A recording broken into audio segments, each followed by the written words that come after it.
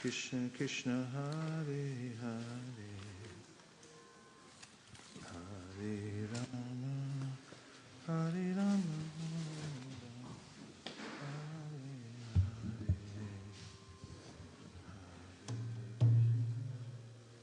Hare Krishna. Welcome everyone. Very nice to see you tonight. Hare Krishna. Turn that down just half, 50% lower.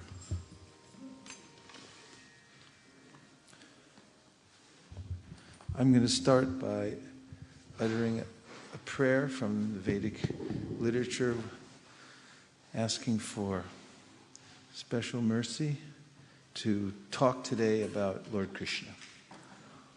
Om Ajnana Timirandasya Jnananjana Shalakaya Chakshurun Militam Dena Tasmai Shri Gurave Namaha. Just a little bit down on the microphone too. Just to nudge it down.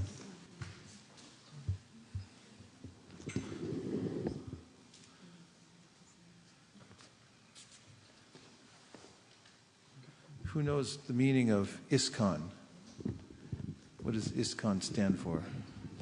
Michael? Okay, give it to Michael. Let's see.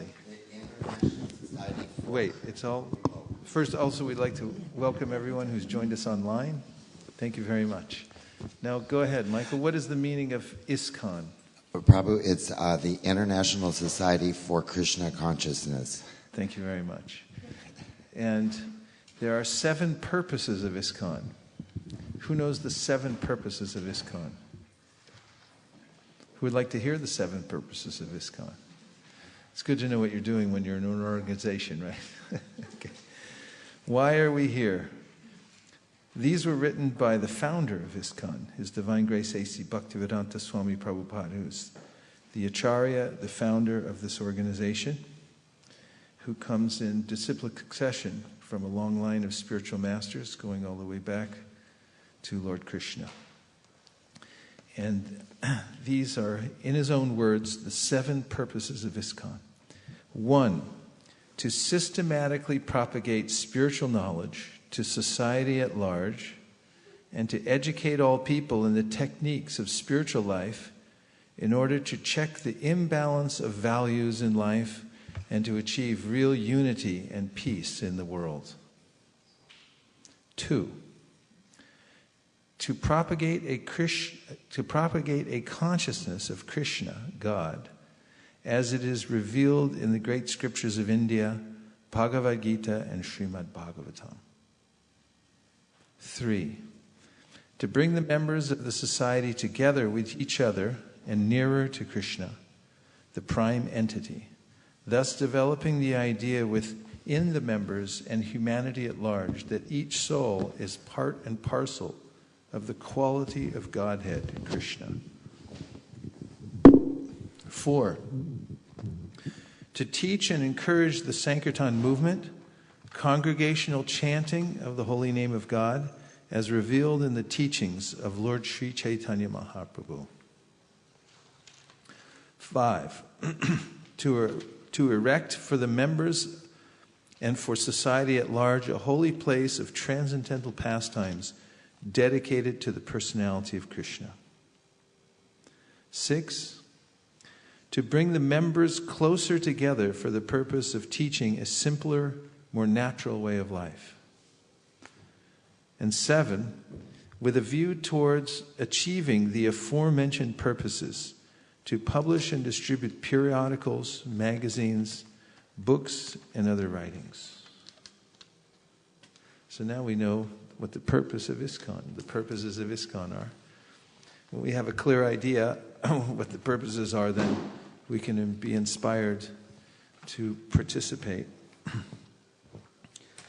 And one of the purposes, what we're about to do, is to read from one of the books that Prabhupada produced, and we'll discuss it. And I think it's in line with many of the purposes we just read, because this book's about Krishna. So in reading and hearing together today from this book, I think that still a little down. The gain's too high on this. A tad? Can you nudge it down? Nudge it down, just a tad. This book is called Sri Caitanya Charitamrita. Everyone please say, Sri Caitanya Charitamrita. So this book is the pastimes of Lord Chaitanya Mahaprabhu. And the book I have in my hand is the Madhya Lila, the middle pastimes of the Lord. And it's volume number 5. Today, for those of you who are keeping score at home, we're going to be reading from chapter 22. And the title of this, Hare Krishna, Anil, the chapter of this title is The Process of Devotional Service.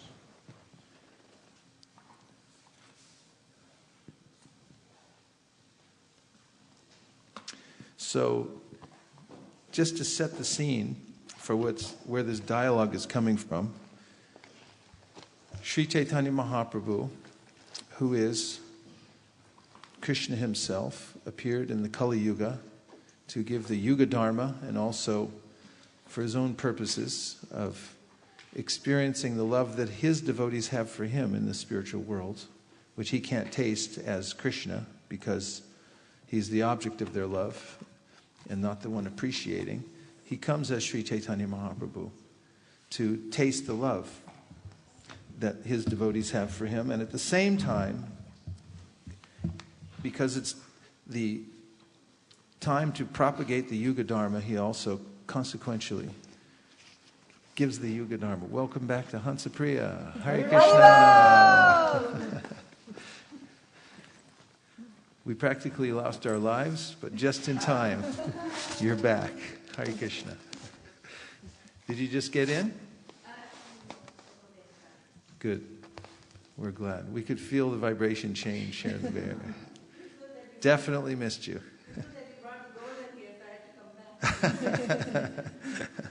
Nice to see you.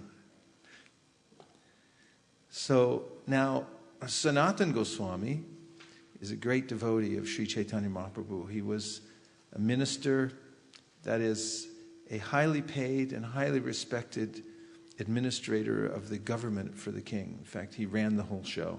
The king just did whatever he wanted, but he had brains behind his organization. Something wrong with the sound today. It needs to be fixed. Do you hear the extra ringing? It needs to be adjusted, please.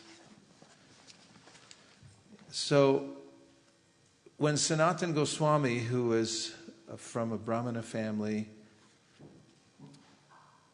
but who basically at the time lost his standing in Brahminical society because he was working for a king,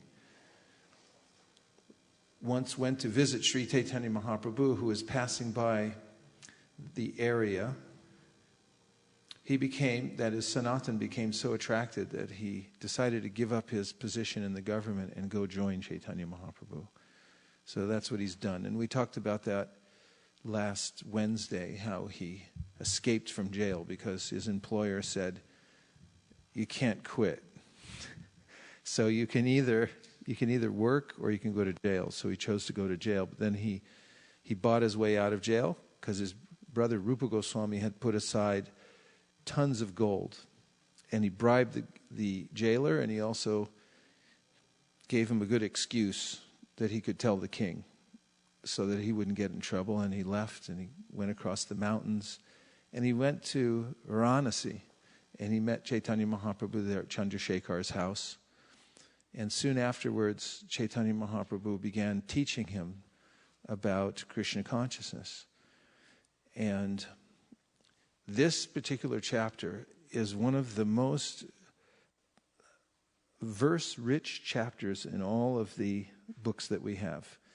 It's a hit parade of the most important verses about bhakti and devotional service, each of them presented by Sri Chaitanya Mahaprabhu. Now, in spiritual circles, when someone is presenting a theory, postulating something, they must back it up with praman, or evidence from Scripture.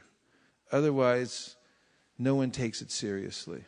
Unless it's coming from an authoritative source, which is the Vedas, or the corollaries of the Vedas, the Smritis, the Puranas, and one says, I think such and such, you must back it up with Shastra. Otherwise, your speaking is not considered to be well trained, and it's not transcendental speech, it's not in the mode of goodness, it's in the mode of passion and ignorance, and it doesn't have the proper effect. So you'll notice that as we go through this chapter, Caitanya Mahaprabhu is giving praman, or evidence from the Shastras. He's quoting Bhagavad Gita, Srimad Bhagavatam, and other kinds of scriptures. And then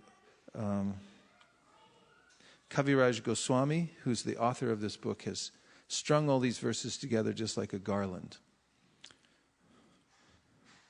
Verse number 1. Vande Shri Krishna Chaitanya Devam Tam Karunarnavam Kalavyapyati Gudyayam Bhaktiryena Prakashita. I offer my respectful obeisances unto Lord Sri Chaitanya Mahaprabhu. He is an ocean of transcendental mercy, and although the subject matter of Bhakti Yoga is very confidential, he has nonetheless manifested it so nicely, even in this age of Kali, the age of quarrel. Jai Jai Shri Chaitanya Jai Nityananda Jai Dvaita Chandra Jai Gaur Bhakta Vrinda. All glories to Sri Chaitanya Mahaprabhu. All glories to Nityananda Prabhu. All glories to Advaita Chandra. And all glories to all the devotees of Sri Chaitanya Mahaprabhu. Text 3. Sri Chaitanya Mahaprabhu said, I have described one's relationship with Krishna in various ways. This is the subject matter of all the Vedas. Krishna is the center of all activities. Now I shall speak about the characteristics of devotional service by which one can attain the shelter of Krishna and his loving transcendental service. A human being's activities should be centered only on devotional service to Lord Krishna. That is the verdict of all Vedic literatures, and all saintly people have firmly concluded this. When the mother Vedas, Shruti, is questioned as to whom to worship, she says that you are the only Lord and worshipable object. Similarly, the corollaries of the Shruti Shastras, the Smriti Shastras, give the same instructions just like sisters. The Puranas, which are like brothers, follow in the footsteps of their mother. O enemy of the demon Mura, the conclusion is that you are the only shelter. Now I have understood this in truth. So, as being referred to in this verse, the Shruti, or the original Vedas, are eternal. They're co-eternal with Krishna. They've always existed, and they always will exist. And they appear in human society from time to time, apparently passed down through great personalities who present them to the world. They're the same exactly in their form and structure. That is, the same syllables, the same sentence structure, everything the same in the Vedas, because they're eternal. They have an eternal form, and the sound for many generations is passed down from one spiritual master to disciple, not in writing, but through hearing, speaking and hearing. And there's a way in which the spiritual master will speak the Vedas, the student will hear until the student completely can recite the sounds exactly as he heard them. And in that way, the sound gets passed down and preserved. However, approaching Kali Yuga, there's a way in which people's memories became shorter and their ability to learn the Vedic sounds was diminished, and therefore Srila Vyasadeva, anticipating this, wrote the Vedas down for preservation in human society. Not only that, in the present age, the Smritis, or what is referred to here as the corollaries of the Vedas, which are the Itihasas and Puranas, that is, explanations of the Vedas. They're stories which actually unpack or teach the lessons that are inherent in the Vedas so that people can understand them and actually keep their attention span. For instance, the Ramayana is an itihasa, and so is the Mahabharata. Who here has read the Ramayana or seen it on television?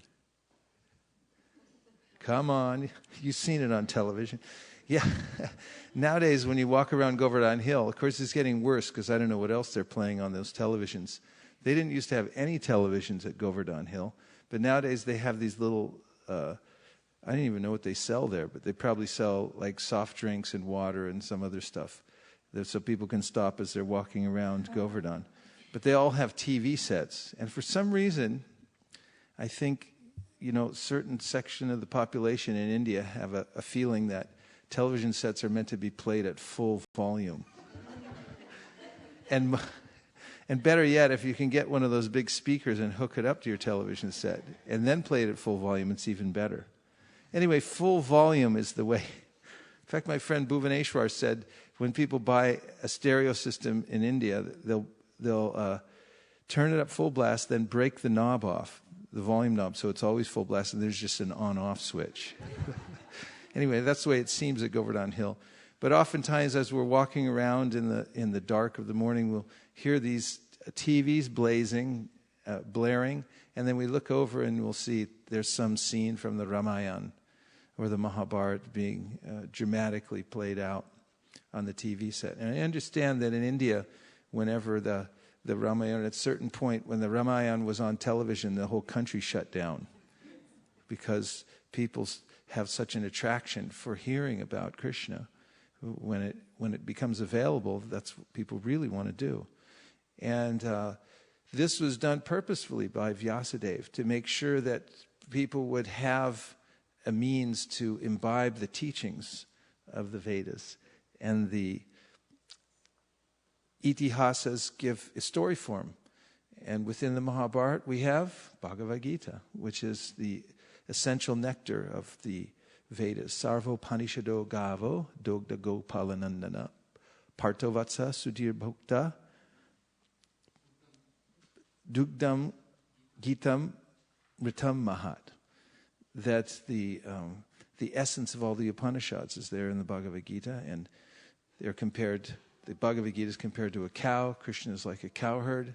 Arjuna is a calf, and Krishna is feeding that calf with the nectar of Bhagavad Gita, and everybody else in the world is available to. Anyone who drinks the nectar, the elixir of Bhagavad Gita, can be saved from birth and death. And so these Puranas and Itihasas are especially meant for Kali Yuga, and Jiva Goswami in his Tattva Sandarbha shows how they're more important in this age than are the Vedas, because they give the essence of the Vedas through histories and stories that people can read and understand and appreciate.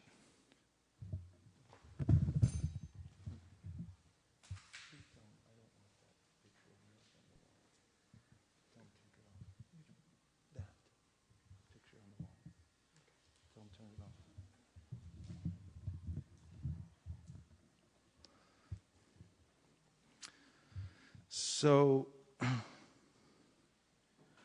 in this verse, he's explaining how all of the Vedas, the Puranas, the Itihasas, the Smritis, they're all working together for one cause, and that is to teach everyone the goal of life, which is to perform devotional service to Krishna. And this is the essential teaching of all the Vedas. One can get lost in the Vedas and think that they are meant for ritualistic processes for elevating oneself to a better standard of life. But one who actually understands the Vedas, Krishna says in Bhagavad Gita, Vedanta vit Vedanta krit sa eva chaham, knows that the purpose of the Vedas is to understand me. And I'm the compiler of the Vedas. And I'm the knower of the Vedas. And one who knows the Vedas, truthfully knows me. Krishna is the non-dual absolute truth, the Supreme Personality of Godhead. Although he is one, he maintains different personal expansions and energies for his pastimes. Krishna expands himself in many forms. Some of them are personal expansions and some are separate expansions. Thus, he performs pastimes in both the spiritual and material worlds. The spiritual worlds are the Vaikuntha planets, and the material universes are the Brahmanandas, gigantic globes governed by Lord Brahma. So, right now, don't look, but we're sitting on a gigantic globe, and we're spinning at thousands of miles an hour through space. We're hurtling through space right now. Can you feel it? You can't feel it? We're definitely spinning through space like this and in a rotation system, and we can't even feel it. It's Krishna's energy is holding everything together, and you can calculate when the sun's going to rise and when it's going to set, because it's perfectly timed. The whole universe is in sync because of the energy of the Lord. And here also, Caitanya Mahaprabhu is saying that the Lord has many expansions. He is the fountainhead of all different expansions. And some of those expansions we talked about. He has various kinds of incarnations who appear in this world. And we're going to hear about some of them. But everyone in this room is actually one of the varieties of expansion of Krishna.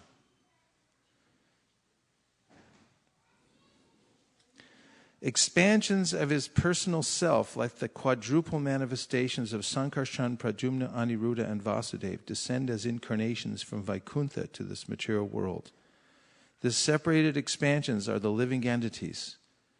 Although they are expansions of Krishna, they are counted among his different potencies. Everyone who's a living entity, raise your hand. So you can feel very fortunate that you're an expansion of Krishna. You're a living entity. Same in quality as Krishna. And therefore the Upanishads go to great length to point us in the direction of consciousness to understand who is God. And the first conscious living entity, they direct us to look at as ourselves, to understand what is the nature of consciousness. If you look at yourself, it's like nothing else in this world. We're conscious of matter. And if we weren't, then matter wouldn't really matter. It would just be inconsequential. It's only because the light of consciousness shines on it that it has significance. And therefore, we are categorically different from matter. And that category is going to be described by Sri Caitanya Mahaprabhu in the next few verses. The living entities, jivas, are divided into two categories. Some are eternally liberated and others are eternally conditioned. Those who are eternally liberated are always awake to Krishna consciousness, and they render transcendental loving service at the feet of Krishna. They are to be considered eternal associates of Krishna, and they are eternally enjoying the transcendental bliss of serving Krishna. Apart from the ever-liberated devotees, there are the conditioned souls who always turn away from the service of the Lord. They are perpetually conditioned in this material world and are subjected to the material tribulations brought about by different bodily forms in hellish conditions. Due to his being opposed to Krishna consciousness, the conditioned soul is punished by the witch of the external energy, Maya.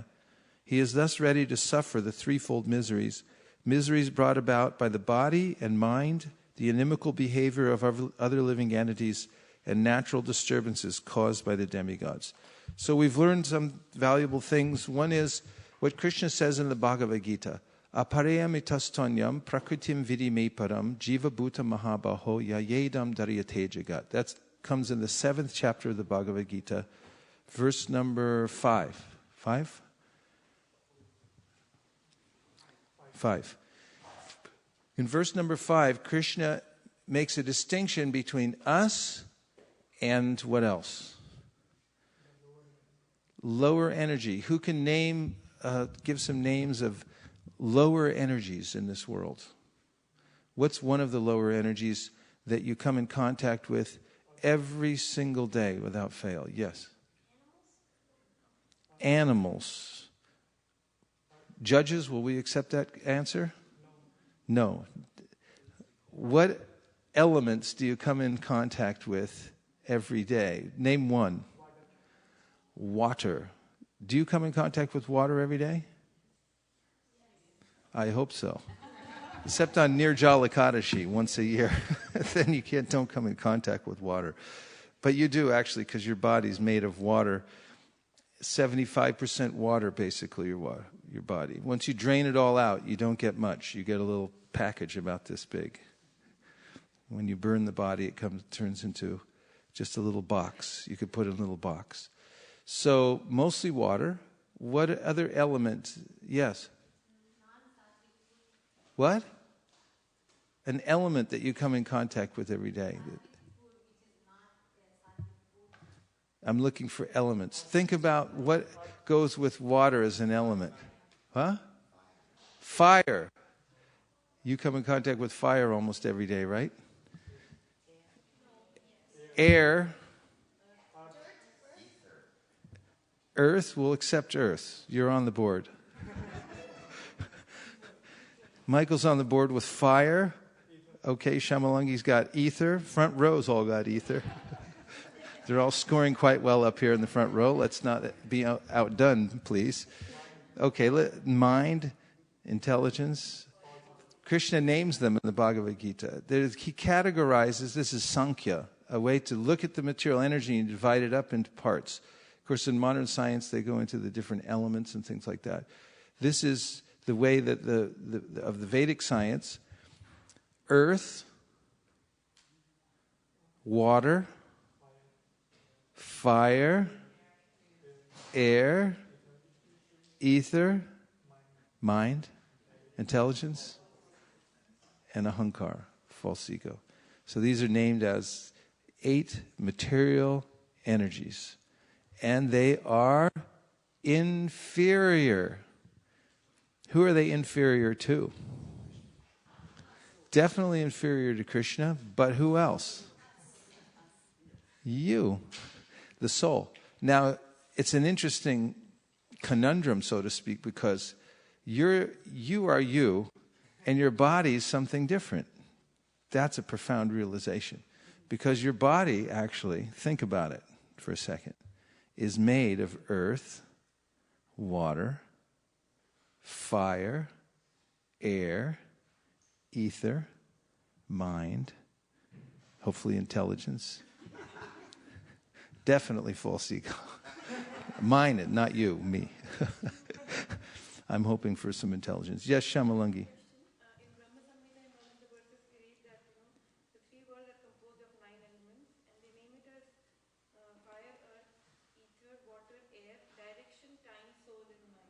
Yeah, that's the way of Sankhya. In Sankhya, they divide it up in various ways. Basically, similar kind of ideas. They're just categories, but a way of dividing up the world into different parts. Yes? When I was reading Essence of Bhagavad Gita, I don't know if that microphone's actually on. Needs a little fire. it said, it was saying Start that... over, because the audience at home didn't hear your first statement. Okay. And I also didn't understand it. There's something called EBG. Essence of Bhagavad Gita. Never heard of it, but it sounds interesting. Go ahead. It's not an actual book. It's just, it has a lot of good facts and interesting things. Basically a purport of Bhagavad Gita. Mm-hmm. So it says that we are only superior to animals because the only thing that makes us superior to animals is that if we ask what is the goal of life and what is the purpose of life. So when you were saying what is superior to us, I mean, when you were saying your question, why can't it be animals? All right, I'll give you half a point. It's a different context. It's a different point. But we'll give you half a point anyway. So you're on the board, 1.5.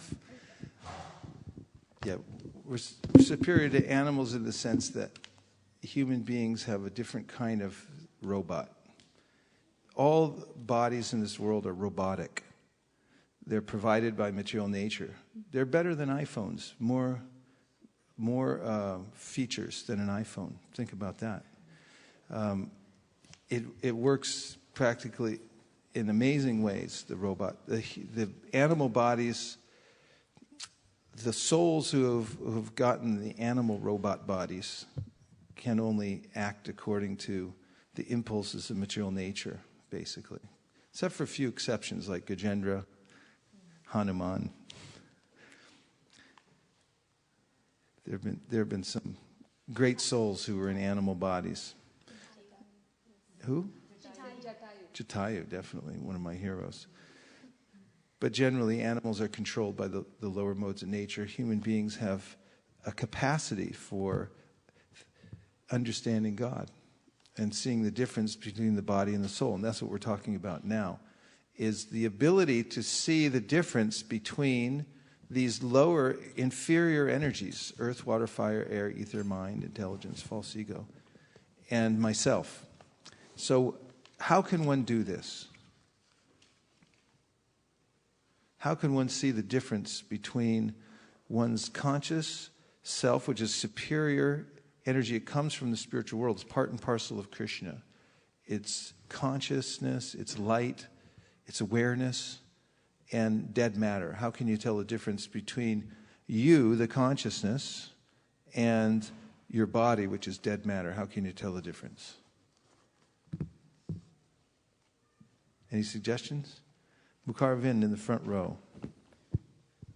When we die, suppose my friend is there in front of me, and if suppose he die just for in a moment, then I will tell that my friend is there, but something has passed away. All the external body element which was made of is in presence of me, but there is something that is missed from his body that was driving his body. So we can see that it is. So if you watch somebody die, you can get an impression that there's a difference, because you'll see the difference between a dead body and a living body. Have you ever seen that? Difference between a living body and a dead body? You've seen? Saw somebody die? And what happened when they left when all of a sudden, when they left their body, did you see, what was the difference you saw?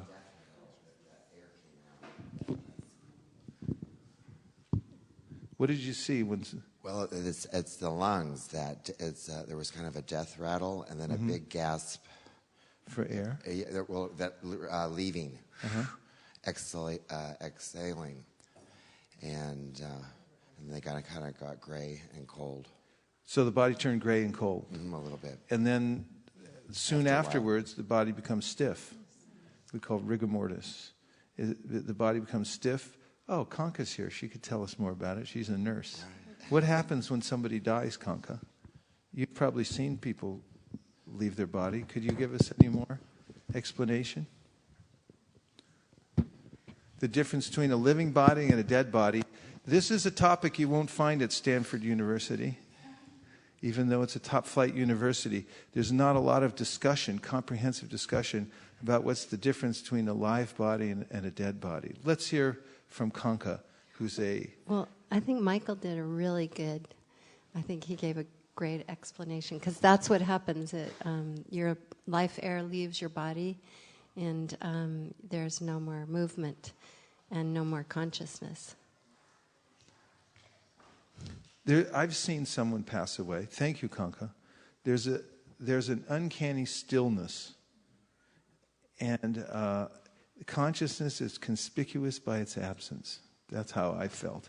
When I was with Sudama Maharaj when he died, and I was talking to him and everything. I went in the other room, and somebody said, "You better come back in." I came back in, and he was perfectly still, and I had this sense that he's gone. That was how I felt. He's gone. He just left his body. I was also with my mother when she passed away, and I saw the difference. And what you described, how the color of the body changes, everything changes. So when the life energy isn't in the body anymore, then the body's no longer, the robot no longer works. It's only animated by the consciousness within the body and the super soul, who's along with the consciousness. Kanka? Oh, I did have one of my clients passed away in my arms, and they get very heavy also, because the consciousness and the soul makes the body move, and it's light. But when they pass, when they leave their body, the body becomes really like dead weight. What about someone who left their body and then they came back? Have you been around that kind of situation? No. Just heard about it. If we had Satyadev Prabhu here, he could tell us some, because he was a paramedic for 20 years in San Francisco.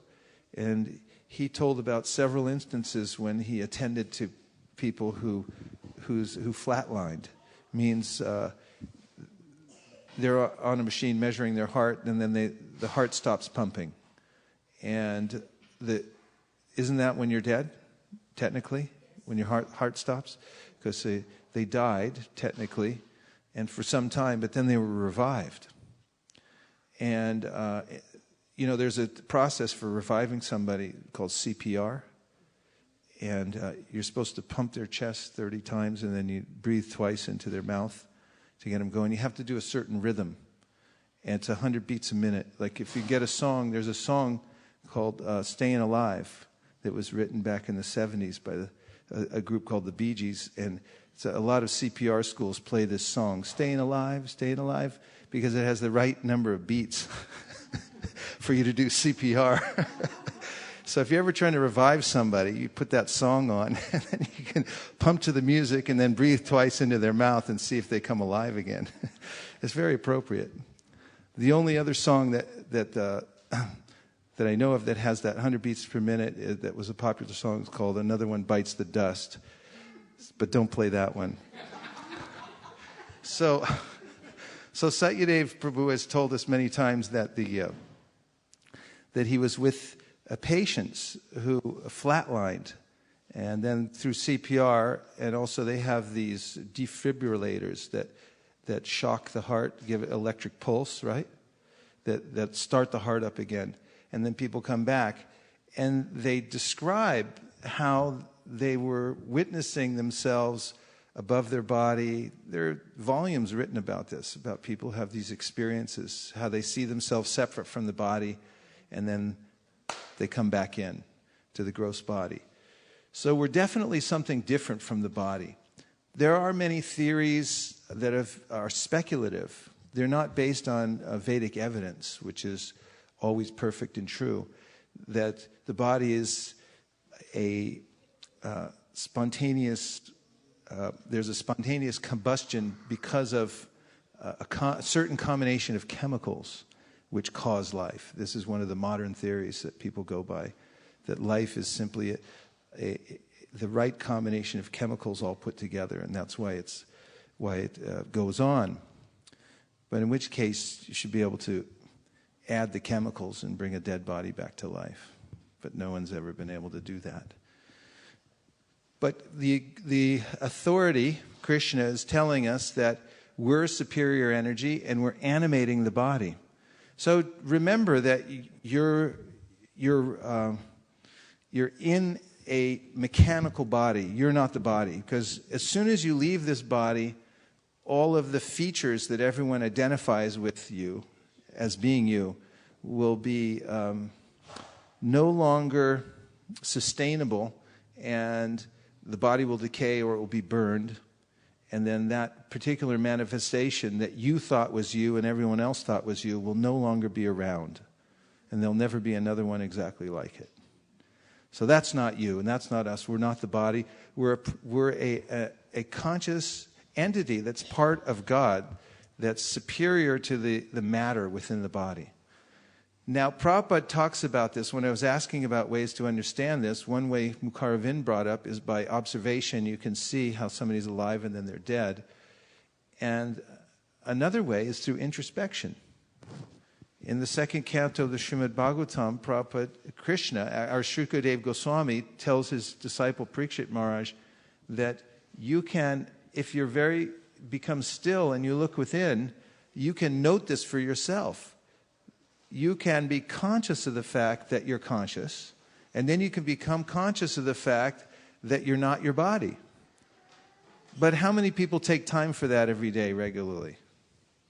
Raise your hand if you took time for that this morning, to sit down and very carefully look in, and there was no extra noise or distraction. Like there's no extra noise or distraction in this room, right? How many this morning took a few minutes, 5 minutes, 10 minutes, to sit down quietly and told everyone that I'm going to introspect and I'm going to look inside and see that I'm spiritual and that I'm different from my body? Raise your hand if you took 5 minutes this morning to do that. Okay, try it tomorrow then. It's the 1st of December, 2nd of December. You can start off. Take a few minutes. Why not? You're a conscious living being. You can actually look within and see the difference between your body and yourself. It's a process. You just have to be a little quiet and look inwardly. Take the time. There's great value in that. Wouldn't you say? Gandharvika? Yes. Okay. So these are basic foundational points through which we can understand spiritual life. Now, another way to understand one's spiritual position is to chant Hare Krishna, which we're going to do right now. Because the vibration of the Hare Krishna mantra is Krishna himself. It's purely spiritual. It's not a material vibration. And it comes from the spiritual world.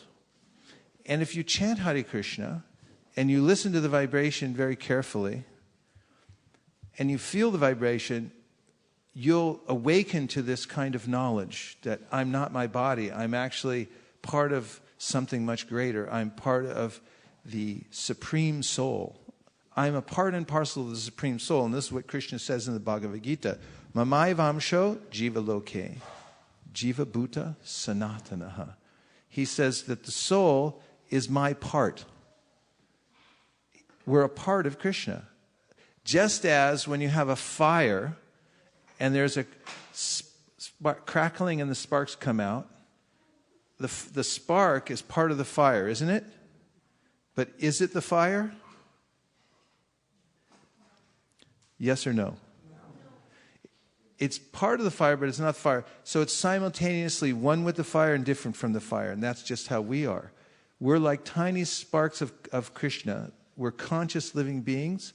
But we're not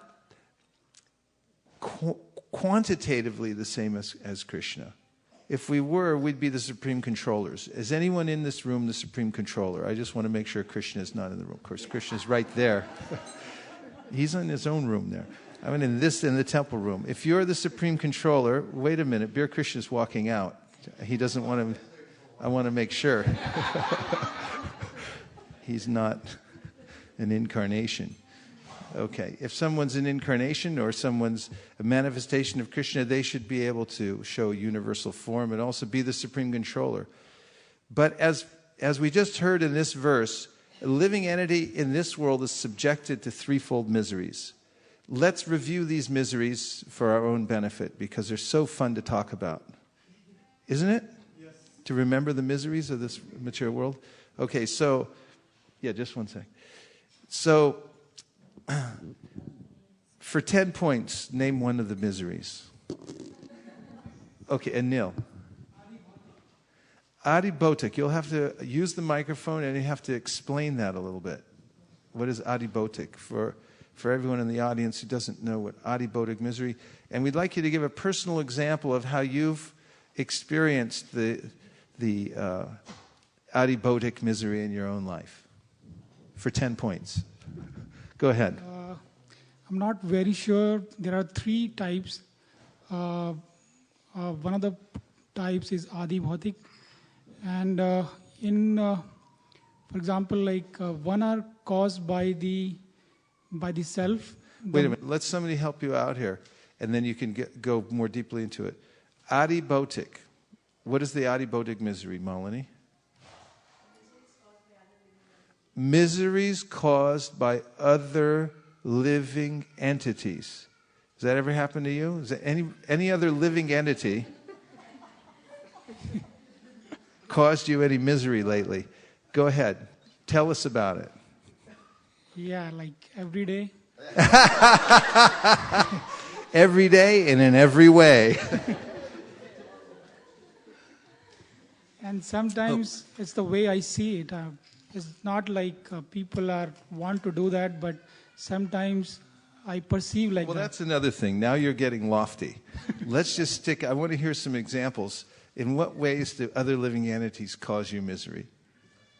I mean, the expectation they have, That's not causing me misery. Okay, go ahead. the expectations.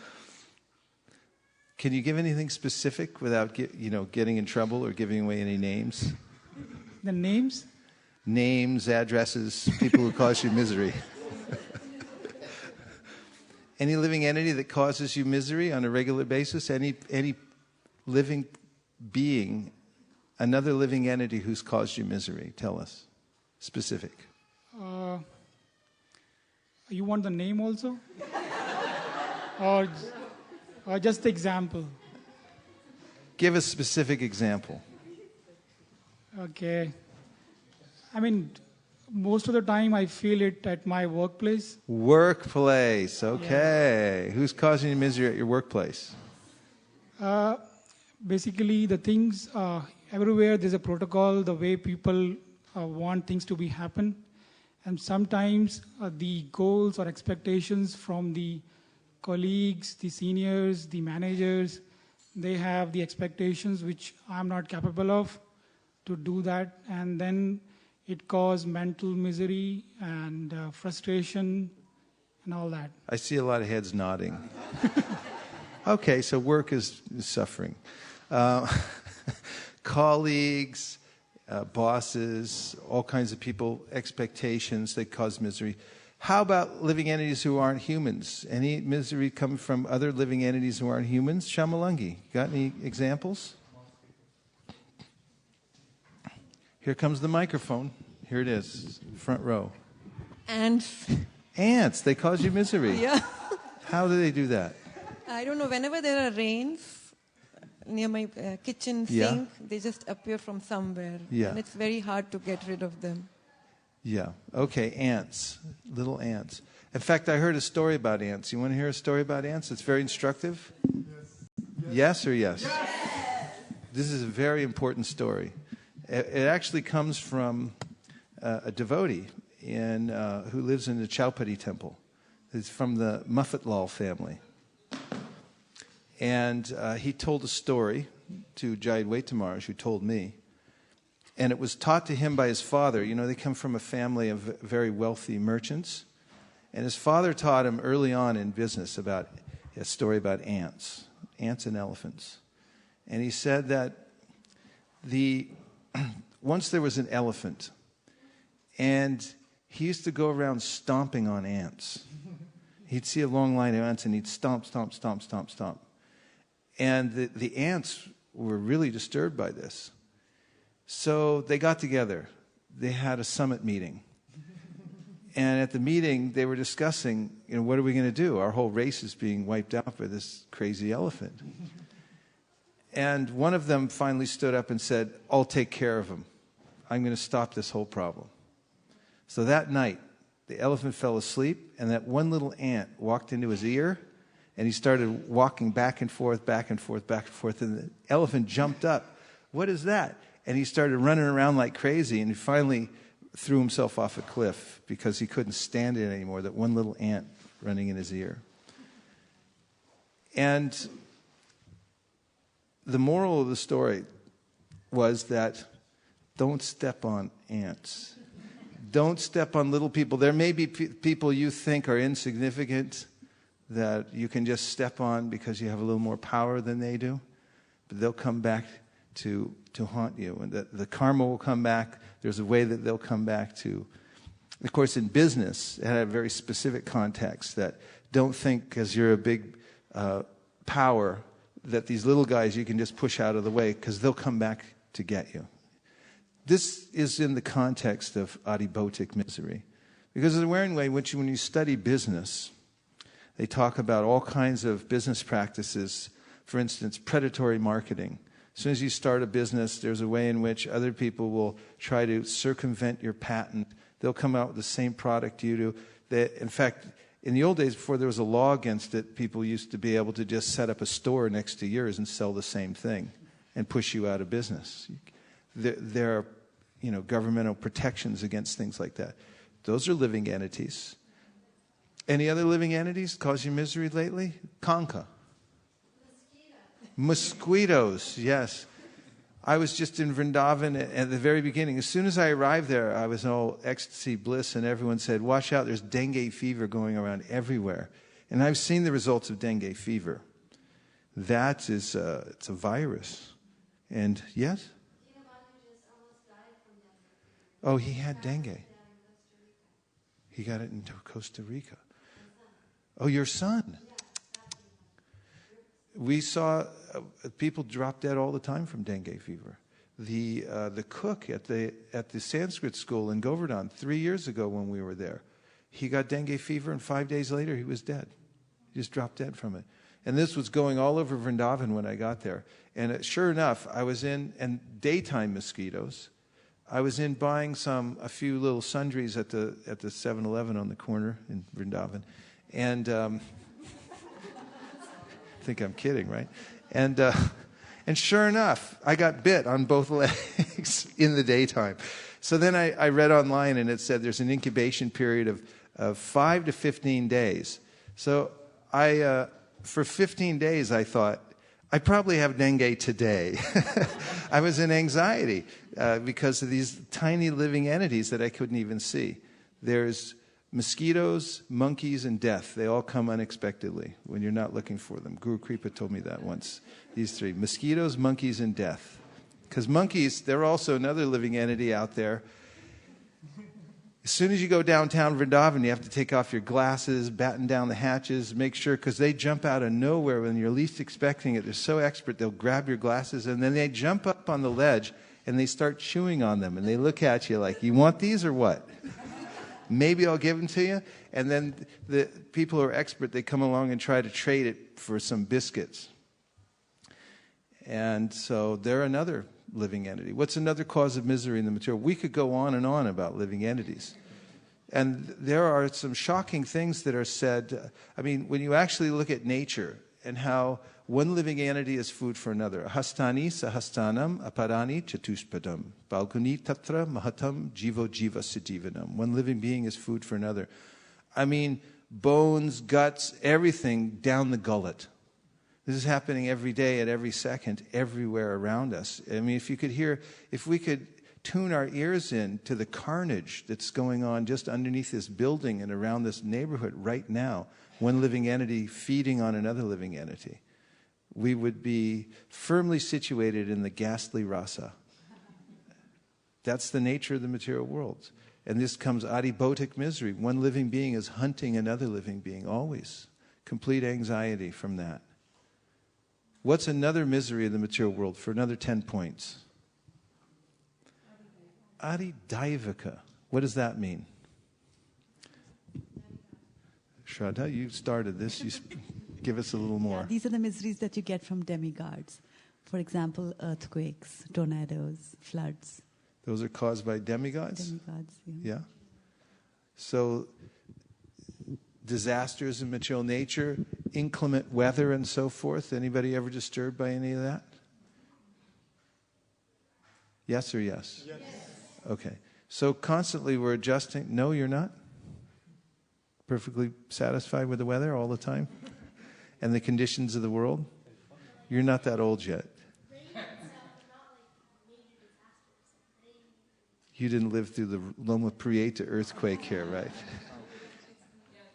I flew out of Los Angeles when they had the earthquake. I got on the plane, I was in the air, the earthquake happened, I landed, and they said, you just came from LA, there was a huge earthquake there. Freeways pancaked and people were crushed. All the time material nature is moving around, and it's, what to speak of pralaya. There's ways in which the material nature is destroyed. Every day of Brahma, there's a partial destruction of the material world. Even in the higher planets, there is a way in which the sages that live on some of the higher planets that aren't high enough, at the end of every Brahma's day, when there's a partial destruction of the universe, there's so much heat coming from the lower part of the universe, they have to take airplanes to higher planets. So there's everywhere in the material world, there's some unsavory, some uncomfortable situation, and much of this is caused by adidaivik, just the conditions, the shifting conditions of the material nature. And what's the third kind of misery, the category? Adhyatmic. What does that mean? Gandharvika's got a huge smile, so she's going to explain it a little bit. Created by one's own self. One's own self. Yeah, how does that work? Like overeating. Oh, so you can cause yourself misery by overeating. Okay. What other ways do we cause misery to ourselves? Like you can worry, you can have like a lot of stress. Good. Like worry, that's a big one. Anybody here ever worry? Yes. Definitely. Comes from the mind. In fact, there's a book written by a famous psychologist, Ernest Becker. My father was a psychologist. The house was full of books on psychology. There's one book, Ernest Becker. I was a little interested in death when I was a kid for some reason. And so this book was called Denial of Death. And it was about how all the human psychological conditions and all the things that we do are meant to block out the idea that we're going to die. People make sports heroes. They go to war and try to become victorious. They go to get a degree in a university. All these things are ways of masking the deep anxiety I have that I'm facing immortality. There is constant anxiety in the minds and hearts of every living entity in the material world because we're being stalked by the tigress of death. She could be around any corner. That's scary. Bhayam dvitiya binibeshata syad ishad apetasya viparyayo smritihi. The Srimad Bhagavatam, Kavi Yogendra says that everyone who has forgotten their own self, first of all, they forget God. And when you forget God, you forget yourself because you're part and parcel of God. And then you have to make an alternative self. We've forgotten our real self, which is actually spiritual, eternal, never dies. And it's part and parcel, a servant of God. And because we've forgotten that, we've turned away from that idea, now we have a false conception of self. This is called the ahankar. And I manufacture an idea of who I am. I think I'm a man from origins in Europe somewhere. Someone else might think I'm a woman with origins from the subcontinent of India. But these are temporary designations. They have nothing to do with our eternal identity as parts and parcels of Krishna, eternal spiritual souls. And for that reason, the Shastra says, I'm always in anxiety, I'm always worried. Bhayam, I'm always fearful, because at any minute, whatever I have can be lost. My identity will be washed down the drain. It will go up in smoke, literally. Right? You want to look at the verse? Let's take a look. Our resident pundit has directed us to page 265. And for those of you who are watching online, it's in your Srila Prabhupada Shloka book. If you don't have it, you can contact us and order a Prabhupada Shloka book so you can keep score at home. And in the Srimad Bhagavatam, it's 11.2.37. All say, please repeat. Vayam dvitiya binibeshata syad. Ishara petasya viparya josmitihi. Tanmaya yato buddha abhajetam. Bhaktyai kayesham guru deva tatma. I'll read the translation. Fear arises when a living entity misidentifies himself as the material body because of absorption in the external illusory energy of the Lord. When the living entity thus turns away from the Supreme Lord, he also forgets his own constitutional position as a servant of the Lord. This bewildering, fearful condition is effected by the potency for illusion called Maya. Therefore, an intelligent person should engage unflinchingly in the unalloyed devotional service of the Lord under the guidance of a bona fide spiritual master, whom he should accept as his worshipful deity and his very life and soul. That was spoken by Kavi Yogendra, and he's instructing the king named Nimi.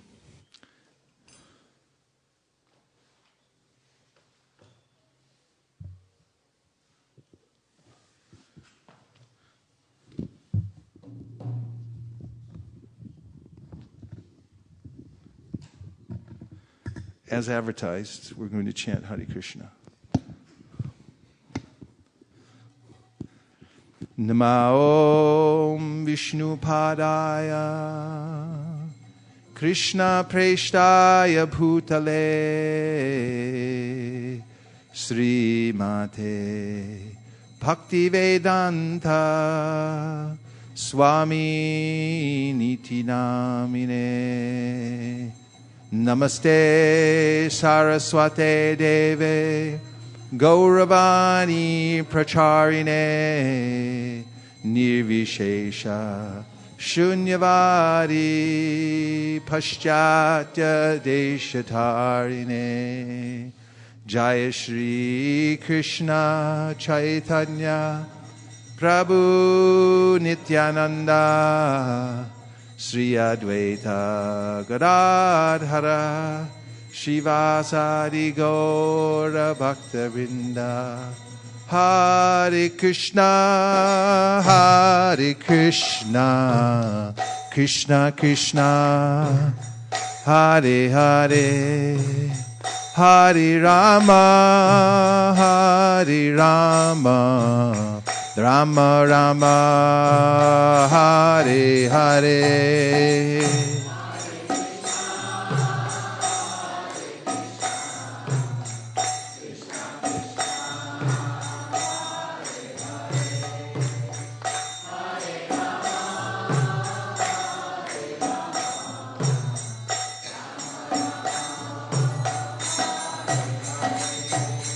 Hare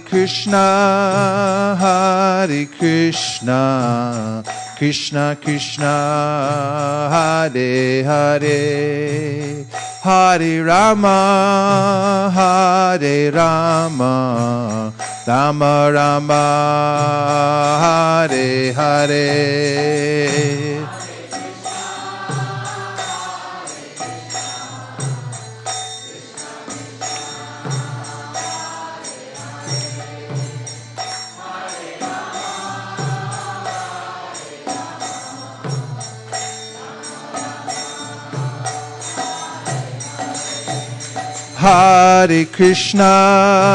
Hare Krishna, Krishna Krishna, Hare Hare, Hare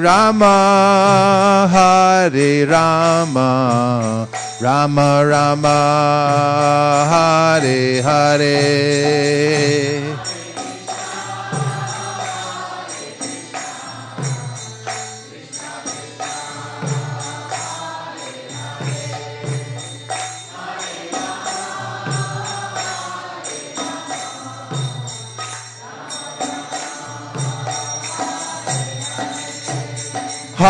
Hare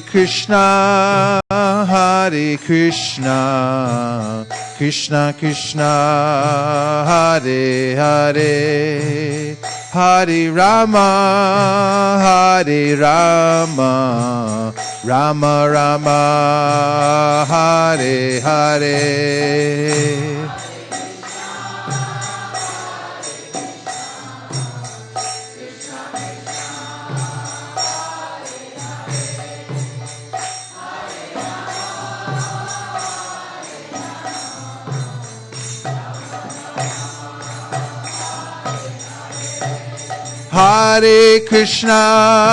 Hare Krishna, Krishna Krishna, Hare Hare, Hare Rama, Hare Rama, Rama Rama, Hare Hare.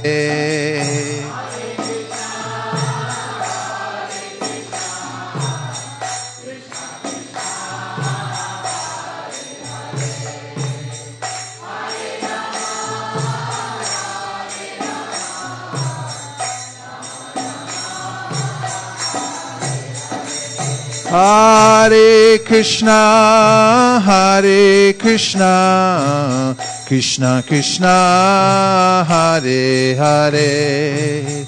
Hare Rama, Hare Rama, Rama Rama, Hare Hare.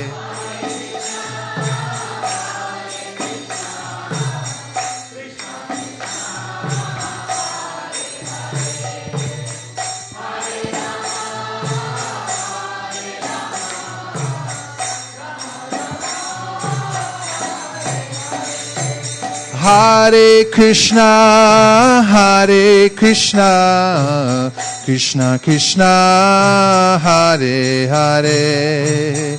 Hare Rama, Hare Rama, Rama Rama, Hare Hare.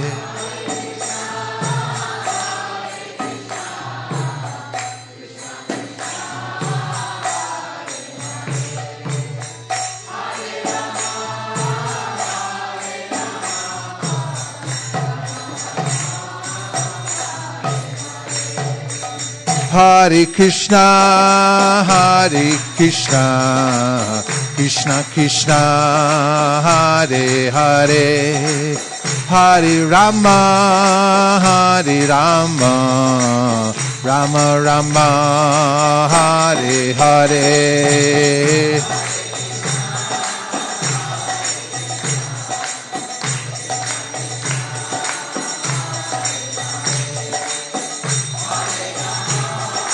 Hare Rama, Rama Rama.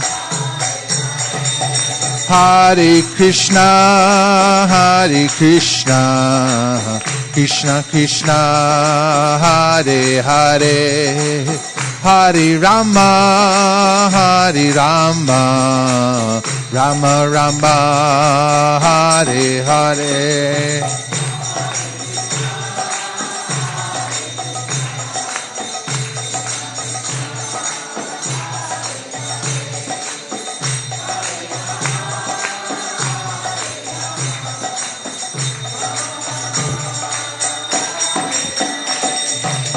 Hare Krishna, Hare Krishna, Krishna Krishna, Hare Hare. Hare Rama, Hare Rama, Rama Rama, Hare Hare.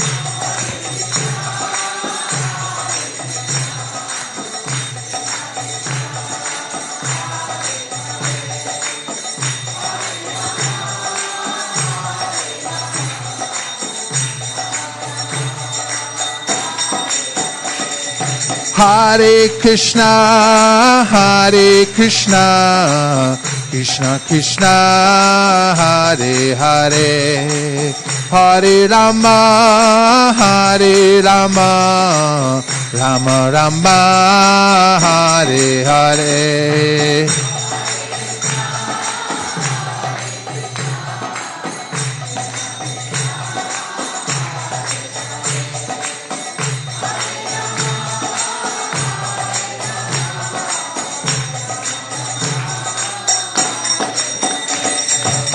Hare Krishna, Hare Krishna, Krishna Krishna, Hare Hare.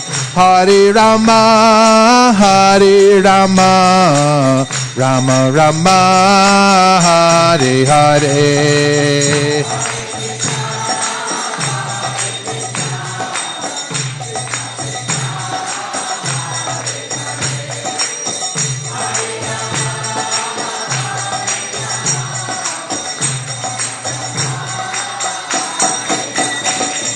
Hare Krishna, Krishna Krishna, Hare Hare, Hare Rama, Rama Rama, Hare Hare.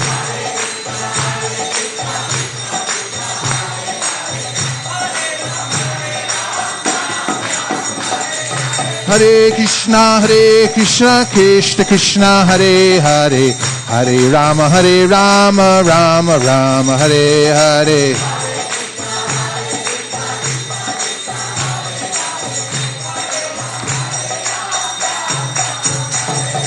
Hare Krishna, Krishna Krishna, Hare Hare, Hare Rama, Rama Rama, Hare Hare.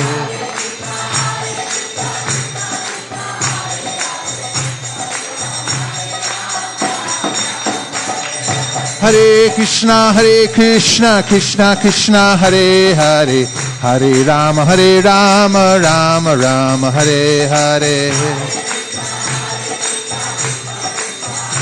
Broadcast.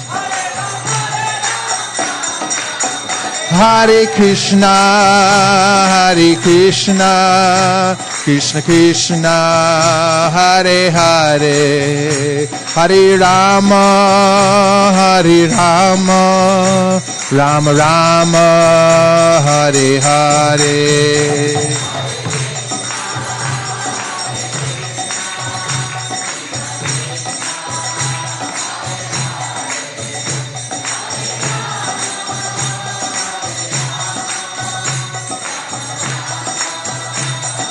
Nitai Gaur Hari Bol, Hari Bol, Hari Bol, Nitai Gaur Hari Bol.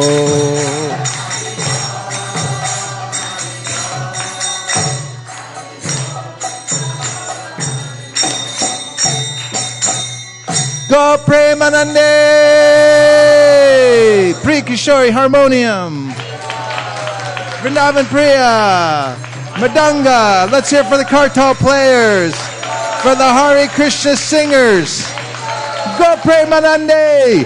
Nitai Gaura Hari Bol, Hari Bol, Hari Bol, Nitai Gaura Hari Bol.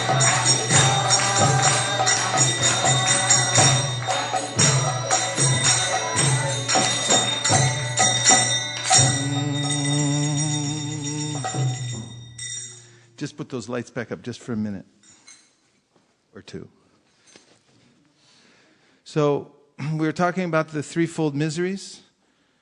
These are Adhyatmika, Bodhika, Daivik miseries. Miseries caused by other living entities, by natural disturbances, by the devas, and from our own body and mind. You might notice that they're constant. When one stops, another starts. Therefore, Krishna says in Bhagavad Gita, this world is dukkhalayam. It's the place of misery.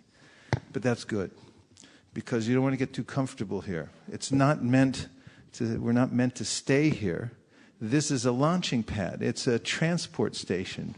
We're meant to, in this human body, although it's temporary, take full advantage and then transfer ourselves to an eternal life, where you get a spiritual body and not a material body. Then there's no problem, no dichotomy. So these teachings Caitanya Mahaprabhu was giving to orient us very clearly to where we are and what situation we're in. And then he continues by saying, in this way the conditioned soul becomes the servant of lusty desires, and when these are not fulfilled, he becomes the servant of anger and continues to be kicked by the external energy Maya. Wandering and wandering throughout the universe, he may by chance get the association of a devotee physician, whose instructions and hymns make the witch of the external energy flee. The conditioned soul thus gets into touch with devotional service to Lord Krishna, and in this way he can approach nearer and nearer to the Lord. So, although someone's being afflicted by the threefold miseries, is on death row. In fact, in the 11th canto of Srimad Bhagavatam, Krishna asked the question, how can any human being be happy in this world being on death row? On death row, everyone's in anxiety. They don't know what day they're going to be asked to come out of their cell. In fact, in In China, when they execute somebody, they don't give them a lot of notice like they do here in America. And they don't tell them what day they're coming for them either. They just put them on death row, and then any day they'll come along and they say, okay, let's go. Time to go. And does that sound familiar, or is it just me? We're on death row. It's the same thing. At any day, at any time, any drive home, any, slip and fall in the tub, heart misbeats, heart just stops for no reason whatsoever. Any reason at all, the body can stop functioning. The robot stops functioning. For one who's in Krishna consciousness, it's not a great concern. Of course, the Vedas say one should maintain one's life as long as possible because it's your boat to take you back to the spiritual world. So it's not that you should be careless because you're going to die anyway. No, you should stay alive as long as you possibly can, but for the purpose of inquiry into the absolute truth. Now, what helps the process, or what starts the process? According to Caitanya Mahaprabhu in this beautiful poetical verse, he says, wandering in this desert of material suffering, suddenly one meets a physician, a devotee physician. Say you're suffering like anything. So the devotee physician comes along, little black bag. It's so nice to have a physician around. We were staying at Govardhan this year, and Prem Vilas was there. He's a doctor, a general practitioner. Where do you find those these days?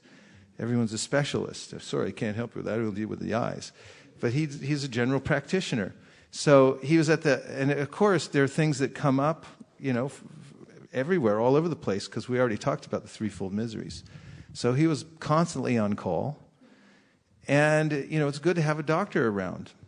Now, you meet a devotee physician, and Prem Vilas has his little black bag, just like a general practitioner should, and a nice bedside manner. He'll come and and then you feel like, okay, we're going to be all right here. So the devotee physician comes along, little black bag. What's he got in the bag? Instructions and hymns. Two things: instructions and hymns. Instructions and hymns. Instructions? That's the medicine. He brings out the medicine. So he said, instructions. Here are the instructions. Live your life like this. Now, whoever talks about following regulative principles of freedom, where do you hear that outside of a devotee physician who says, you should live your life like this? Everyone says, do whatever you want. And who gives the kinds of instructions Krishna gives in the Bhagavad Gita? Such detailed instructions. These come along through the devotee and says, here, take these instructions. Here's how to organize your life in such a way that you can become free from all this suffering. Go back home, back to Godhead. And then there's hymns. Now the hymns are very special. It's like medicine out of a bottle. When you take medicine out of a bottle, you don't know what's in it, do you? Come on. When I was in Vrindavan this year, when the dengue fever came along, someone was administering these homeopathic pills to supposedly, prevent you from getting dengue fever. So I went along with it. And I was taking these pills. I have no idea what's in this. And I never have any idea. You take a vitamin or anything. You weren't there. You didn't see what they put in the pill, right? And it's really in the hymn, within the hymns. These are spiritual formulas. These have what Rupa Goswami says, Paramakshara Krite. He says the Hare Krishna Mahamantra. It's the supreme combination of syllables. Such a hymn that it has the essence of all the Vedas. It has Krishna in it. It's the source of all creation. All powers in it. Gandharvika, what were we going to say when we're bringing up hymns? Just a small point, because today we had some of Priya Kishori's friends at home. So one of the boy looked at the books and he was just saying, oh, these books look like medical books. He saw in the Bhagavatam. I was just saying how devotee physician you say, and they see the books like medical books. And I was like, it was so relevant when you read physician. It's true. Also like an attorney. If you go in an attorney's office, like go to Kurnath Prabhu's office, you'll see every attorney's got walls full of books with all the laws in them, right? And doctors, too. They have books, everything. And devotees. You go in Keshar Bharti Maharaj's room in Vrindavan, he custom made that room. It's a tiny little room that he lives in. And there's not one space that's not filled with books. You've been in there, right? Yeah. Everyone walks in there and goes, you have every book on devotional service that was ever made on earth, right? Yeah, that's true. He does. When you look around, that's all this, and tiny little bed, a desk, and the rest is books. That's all it is. That's what the devotee physician is like that. Or the devotee attorney. One place Prabhupada says, to get out of the material nature, you got to find a loophole. So where do you go for finding a loophole? You got to find a devotee attorney. And we'll go through the law books and only see you're in really deep here. You've got a lot of karma. You're not going to get out of this. Right here. Here it is. Look it. Krishna says, I think I got one for you. Sarva dharman parityaja mame kam sharanam vraja aham tong sarva papebhyo mokshe shami masuj. Here's what you're going to do. You got to surrender to Krishna. And he's going to forgive all the sins that you ever committed in the material world. You going to take it? Work with me on this. Are you going to take it? Yes. Yeah, right. So that's the devotee physician comes along. He's got the loophole. He's got the medicine. It's all in the little bag. It's been passed down to him. It works. He took it. He's healthy. He can pass it on. What a relief. That's devotees. And then these devotee physicians, they empower others. They train them up how to be field doctors, to go out in the field and treat other people. And then they say, get these instructions out to as many people as possible. Because in a time of epidemic, everyone's got to get the medicine and everyone's got to get the instruction how to take it. That's this mass distribution of transcendental literature. On the street, everyone, come over here, get over here, just take this, chant this, now go. And then take the next person, and then we got the hospital here, where people can come in once they realize they're actually walking wounded, and they're being mutilated out there. But who smokes a cigarette in their right mind? I mean, seriously, in their right mind, who breathes in hot fire into their nice pink lungs? Or drinks alcohol, which is, it's a caustic substance. It pollutes anything it touches. Nothing can be purified after it's touched with alcohol, practically. And guzzling it down? Who does that in their right mind? You can ignite alcohol. Don't drink it. And then smoking fire. But there's institutions where people go in and they breathe in fire and they drink down alcohol all night. That's what they do. I mean, and this is what was being mentioned in the previous verse about being kicked by Maya. Maya makes everything look like, yeah, here, drink this poison. Come over here. Look at the nice little pot. There's poison inside. Here, drink it. And okay. Go. No, don't drink poison. The devotee physician comes along and says, no more poison. Stop drinking poison. First of all, just put the poison down. Walk away. Put it over there. Set it down for a minute. I know you're addicted to it. Put it down. Let me give you something else. Here's a little sweet rice. That's better. Now you're starting to feel a little better. And then he gives you the hymns. Because the hymns, they actually change every cell in your body. And it changes your brain. And it awakens spiritual intelligence. This is the process through which one is saved from the material world from a devotee physician walking around. Just 3 more minutes. Yes, I want to read a couple more verses from Sri Caitanya Mahaprabhu. And the next one, this is a prayer by the devotee who's saved by the devotee physician. He says, "O my Lord, there is no limit to the unwanted orders of lusty desires. Although I have rendered these desires so much service, they have not shown any mercy to me. I have not been ashamed to serve them, nor have I ever desired to give them up.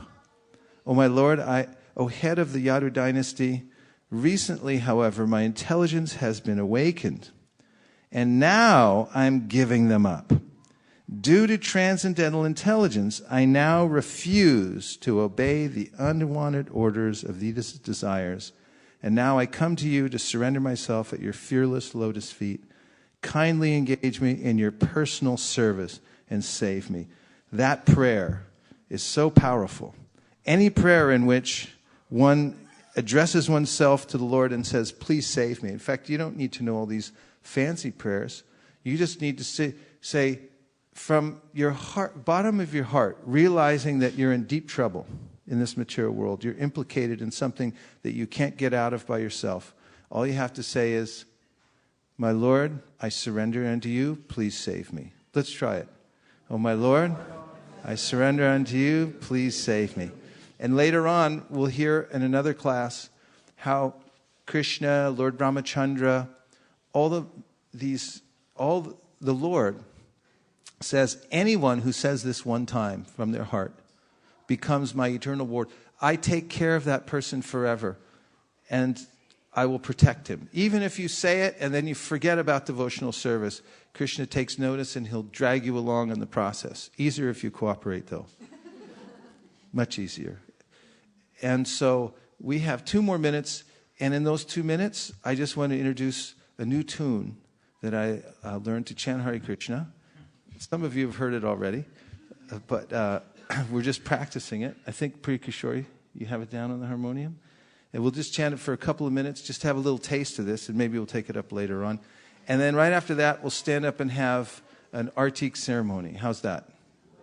Hare Krishna, Hare Krishna, Krishna Krishna, Hare Hare, Hare Rama, Hare Rama, Rama Rama, Hare Hare. But that wasn't the tune.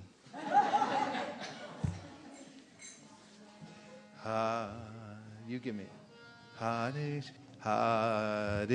Krishna, Hare Krishna, Krishna Krishna, Hare Hare, Hare Rama, Hare Rama, Rama Rama, Hare Hare, Hare Krishna, Hare Krishna, Krishna Krishna, Hare Hare, Hare Rama, Hare Rama, Rama Rama, Hare Hare, Hare Krishna, Hare Krishna, Krishna Krishna, Hare Hare, Hare Rama, Hare Rama, Rama Rama, Hare Hare,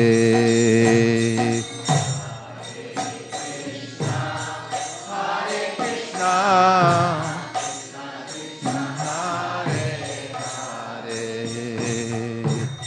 Hare Rama, Hare Rama, Rama Rama, Hare Hare, Hare Krishna, Hare Krishna, Krishna Krishna, Hare Hare, Hare Rama, Hare Rama, Rama Rama, Hare Hare. Everybody.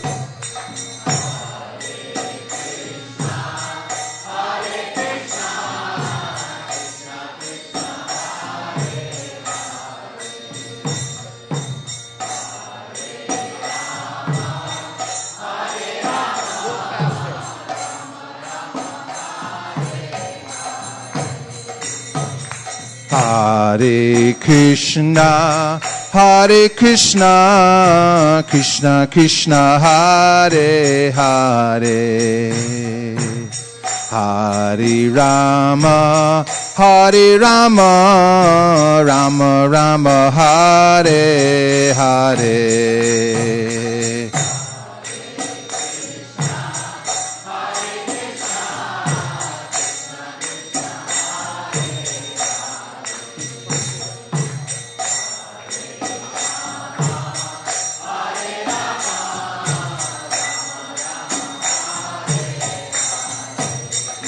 Hare Krishna, Hare Krishna, Krishna Krishna, Hare Hare, Hare Rama, Hare Rama, Rama Rama, Hare Hare, Hare Krishna, Hare Krishna, Krishna Krishna Hare Hare Hare Rama Hare Rama Rama Rama Hare Hare Hare Krishna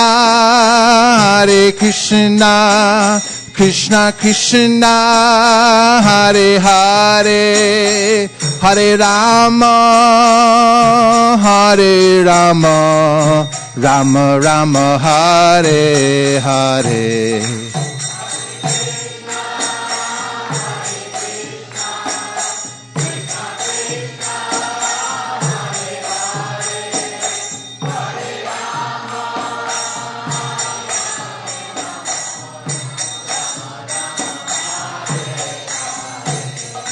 Hare Krishna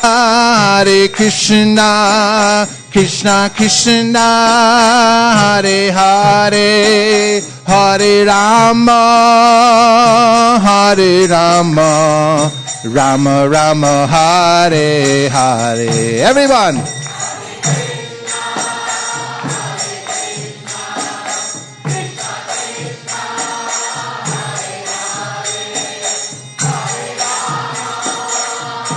Hare Rama Rama Rama Hare Hare Hare Krishna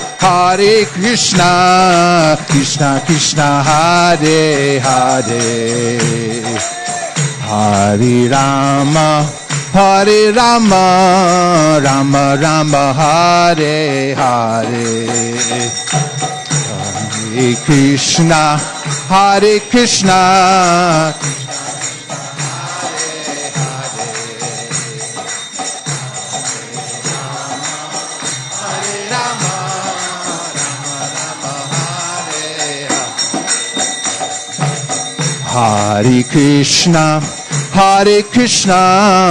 Krishna Krishna Hare Hare Hare Rama Rama Rama Hare Hare Hare Krishna Krishna Hare Hare Krishna Krishna Krishna Hare Hare Hare Rama Rama Rama Hare Hare Hare Krishna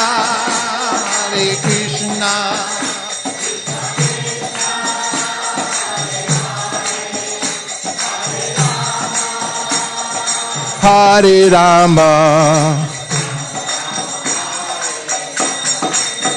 Hare Krishna Krishna Krishna Hare Hare Hare Rama Rama Rama Hare Hare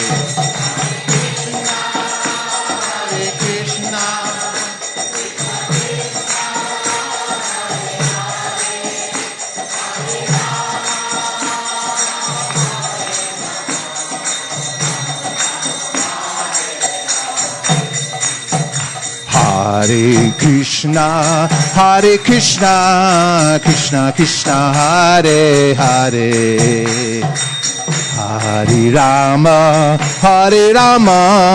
Rama Rama Hare Hare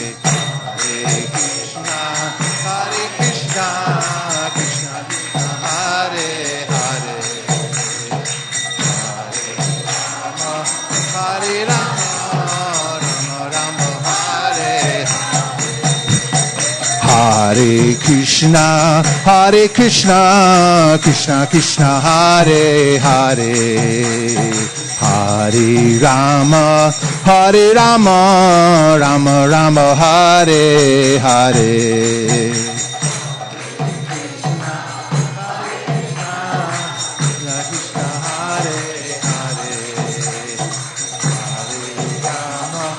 Hare Rama Rama Hare Hare. Hare Krishna, Krishna Krishna, Hare Hare, Hare Rama, Rama Rama, Hare Hare. Hare Krishna, Krishna Krishna, Hare Hare, Hare Rama, Rama Rama, Hare Hare. Hare Krishna, Krishna Krishna, Hare Hare, Hare Rama, Rama Rama, Hare Hare.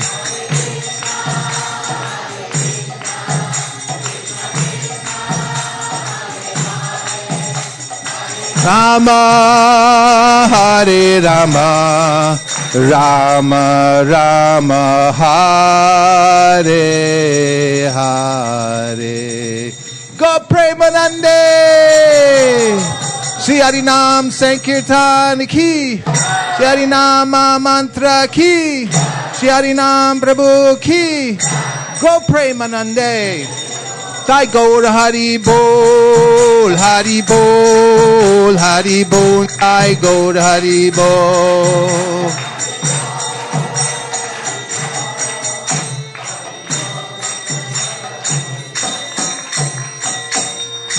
Go Premanande. Thank you everyone who joined us online tonight here at ISV Studios, and thank you for all the live studio audience who have come tonight here to chant Hare Krishna and hear the teachings of Lord Caitanya to Sanatana Goswami. And now we're going to have an artik ceremony, so we can stand up and put away all the books as efficiently, as respectfully as possible, and then we'll have a kirtan and an artik ceremony. Hare Krishna.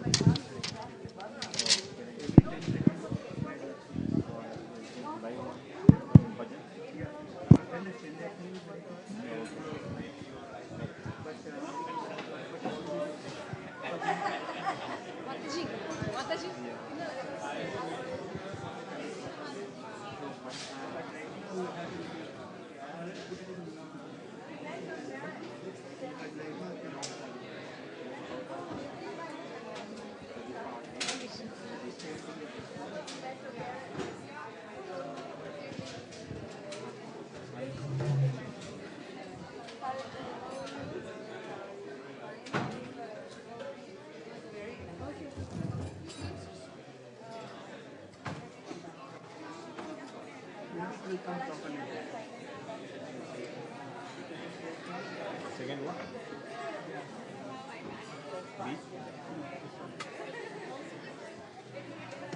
Yeah. Oh, okay.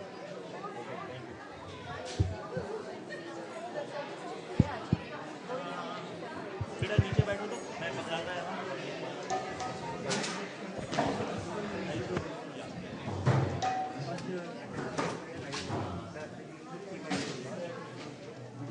Namo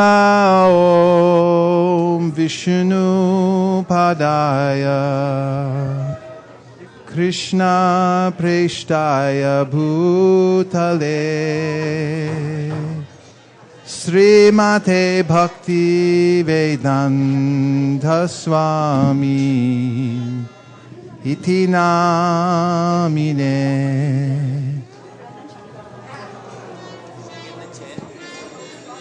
Yeah.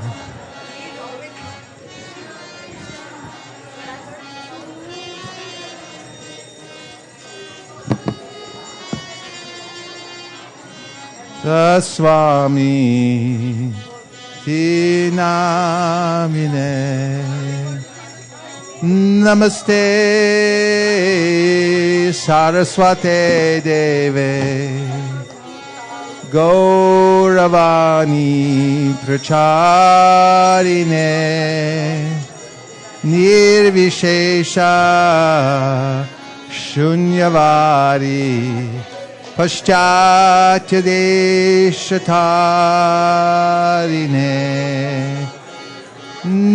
Namaste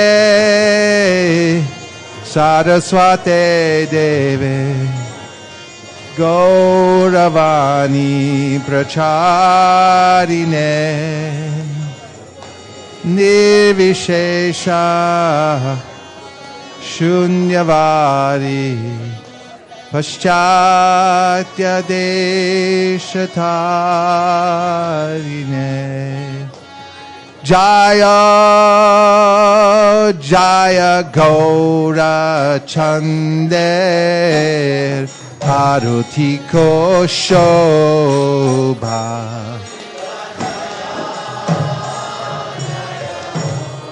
Okay.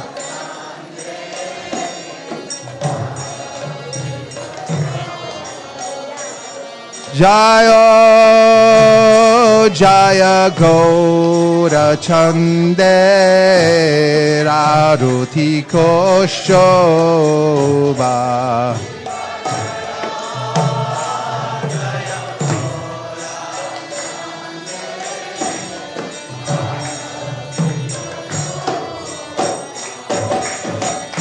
Janavi Tatavane Jagamana Loba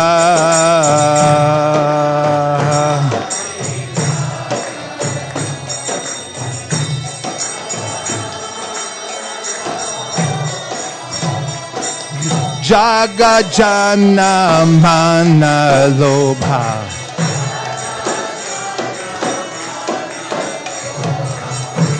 Jagajana Mana Lobha. Yeah. Gaurangera Rotiko Shobha. Jagajana Mana Lobha. Kartals. More kartals. Gaurangera Rotiko Shobha. Jagajana Mana Lobha. Srivatsa Kartal. Jagajana Mana Lobha.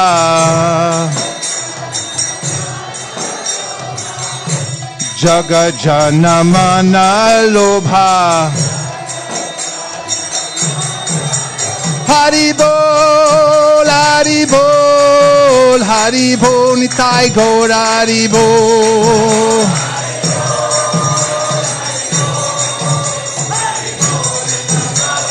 Nitai Gaur Haribol, Haribol, Haribol, Nitai Gaur Haribol.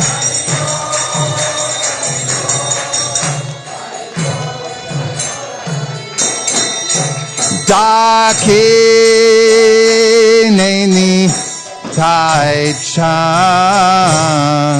Bamegadadhara.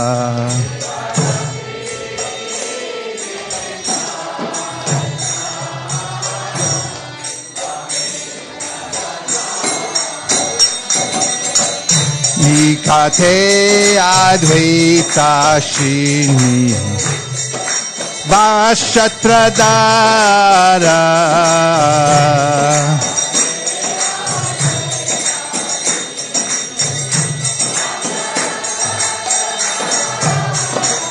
Bose Ache Gaurachan Ratna Singhasane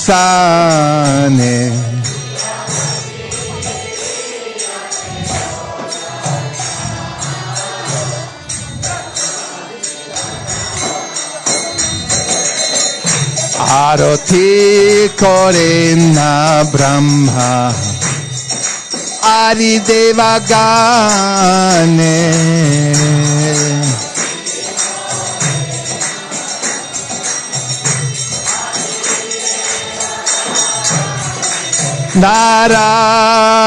Narari Ari Kori Chamaradulaya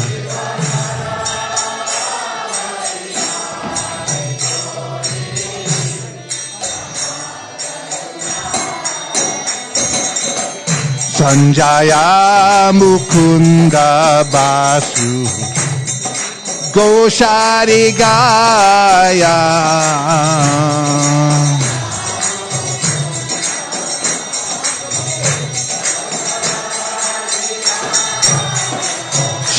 Shankar Baje Ganta Baje Baje Karatala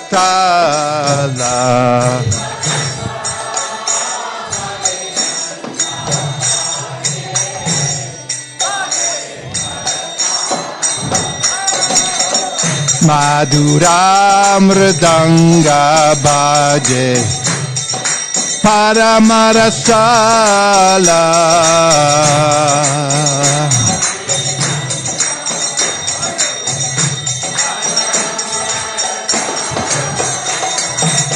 Madhura Mridanga Baje Paramarasala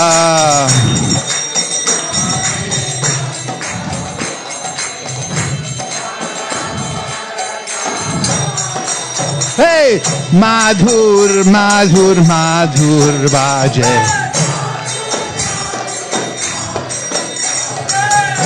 Madhur, Madhur, Madhur Baje. Shankha Baje, Kanta Baje. Madhur, Madhur, Madhur Baje.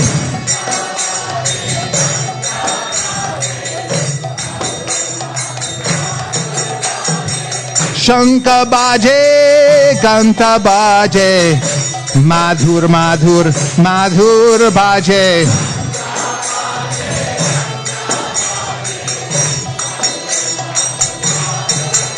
Hey, Madhur, Madhur, Madhur Baje. Hey, Madhur, Madhur, Madhur Baje. Haribol, Haribol, Haribol, Nitai Gaur Haribol.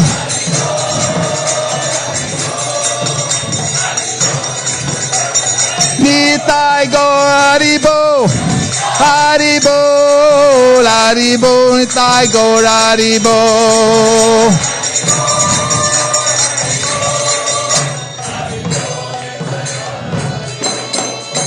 Bahu Koti Chandrajini Vadana Ujvala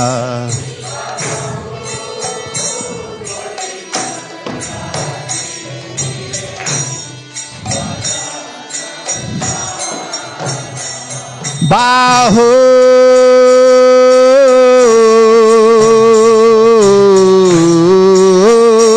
Koti Chandrajini Vadana Ujvala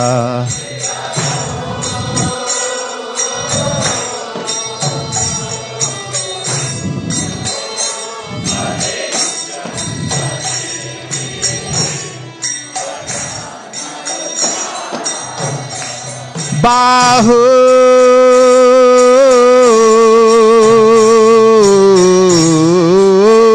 Koti Chandrajini Vadana Ujvala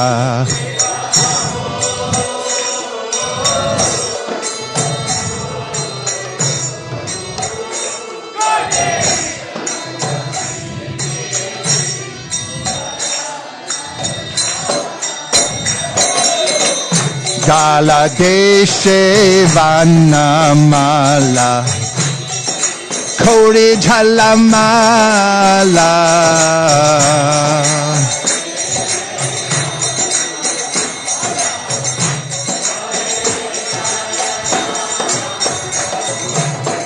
Gala Deshe Vanamala Kori Jhalamala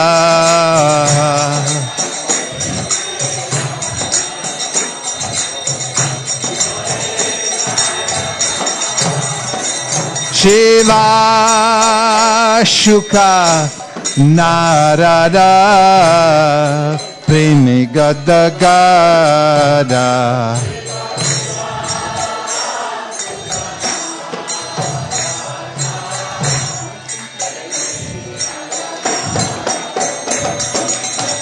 Bhakati Vinoda Deke Gaurada Sampada Thakur Bhakati Vinoda Deke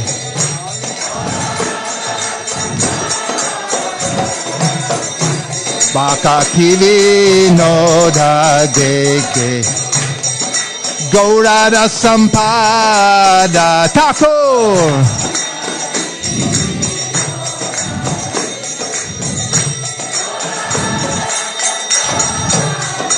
Jai Shri Krishna Caitanya Prabhu Nityananda Shri Advaita Gadadhar Shivasari Gaur Bhakta Vrinda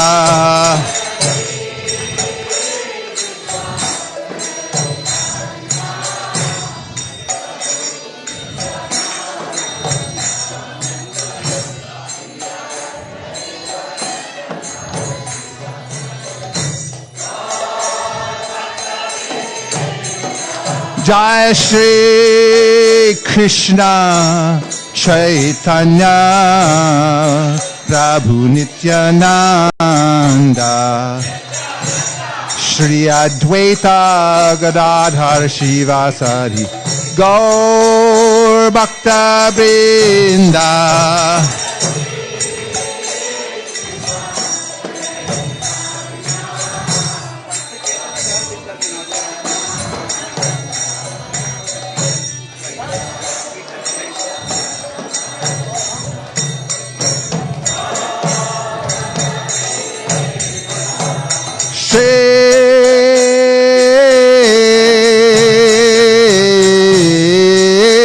Krishna Chaitanya Prabhu Nityananda Shri Advaita Gadadhar Shivasari Gaur Bhakta Vrinda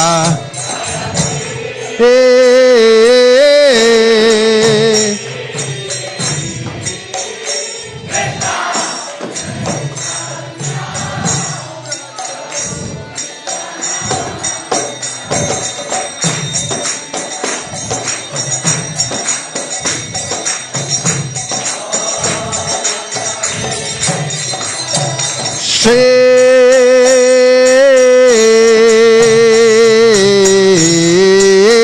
Krishna Chaitanya Prabhu Nityananda Shri Advaita Gadadhar Shivasari Gaur Bhakta Vrinda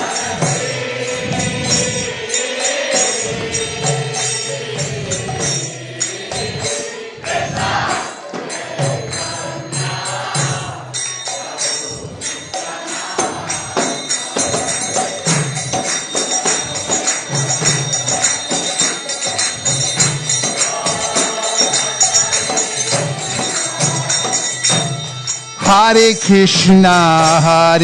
Krishna, Krishna Krishna, Hare Hare, Hare Rama, Rama Rama, Hare Hare.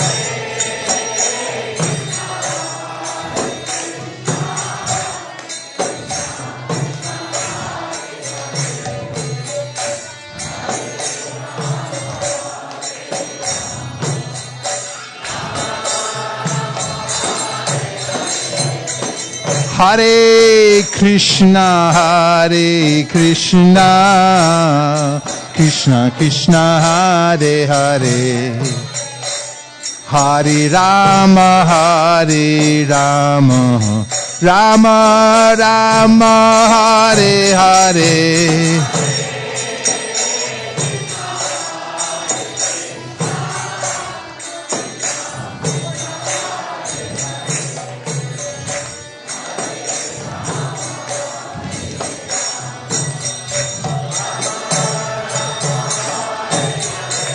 Hare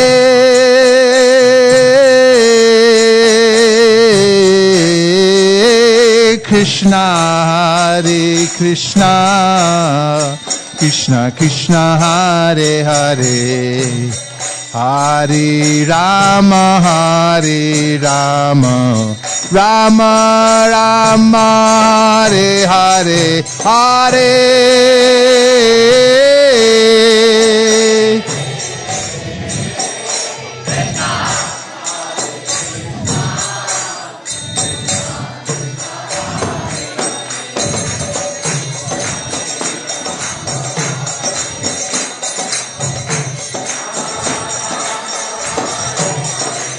Hare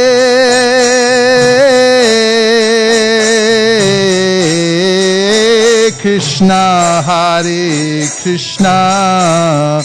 Krishna Krishna, Hare Hare, Hare Rama, Rama Rama, Hare Hare.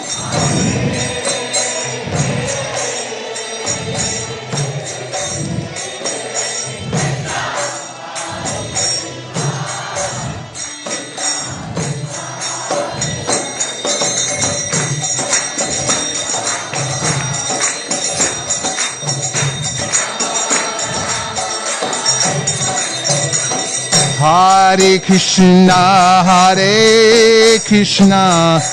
Krishna Krishna, Hare Hare, Hare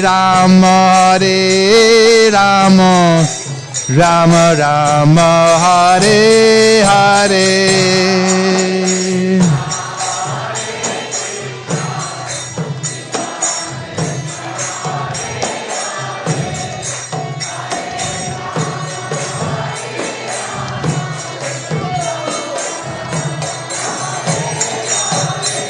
Hare Krishna,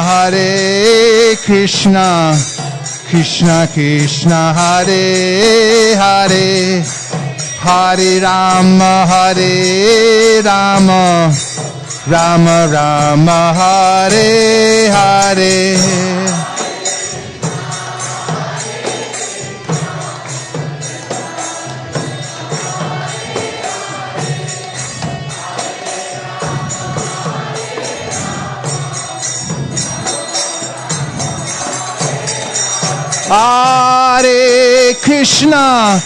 Hare Krishna, Krishna Krishna, Hare Hare, Hare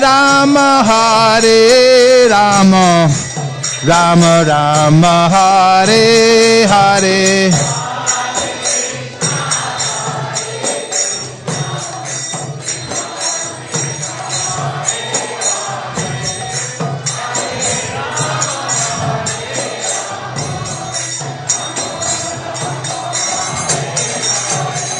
Hare Krishna, Krishna Krishna, Hare Hare, Hare Rama, Rama Rama, Hare Hare.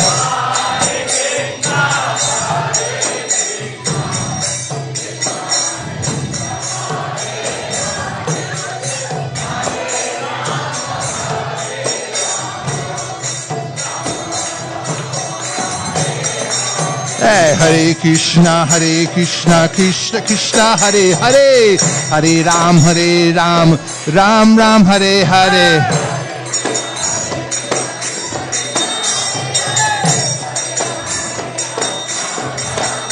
Hare Krishna, Krishna Krishna, Hare Hare, Hare Ram, Ram Ram, Hare Hare.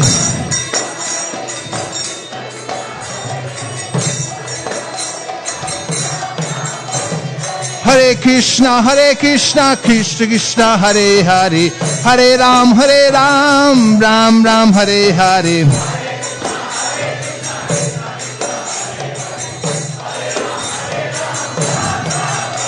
Hare Krishna, Krishna Krishna, Hare Hare, Hare Ram, Ram Ram, Hare Hare.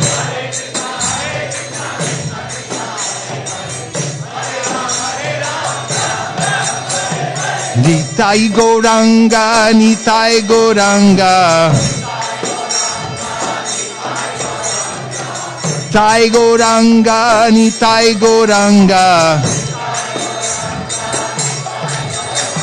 Jai Sachinandana, Jai Sachinandana, Jai Sachinandana, Jai Sachinandana, Jai Sachinandana, Gaura Hare, Jai Sachinandana, Gaura Hare. Gaura Hare, Gaura Hare, Gaura Hare, Gaura Hare.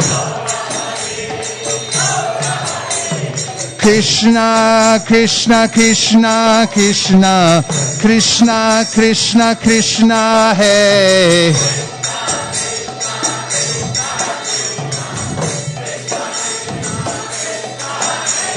Krishna, Krishna Krishna, Krishna Krishna, Krishna Krishna, Hey.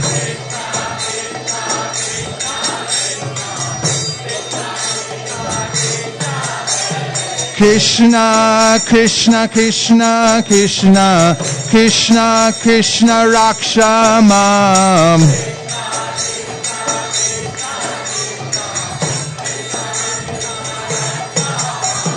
Krishna, Krishna Krishna, Krishna Krishna, Krishna Pahi Mam.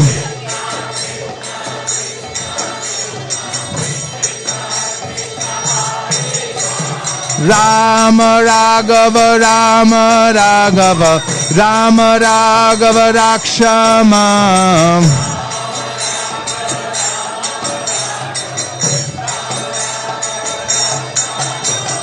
Krishna Keshava, Krishna Keshava, Krishna Keshava Pahi Mam.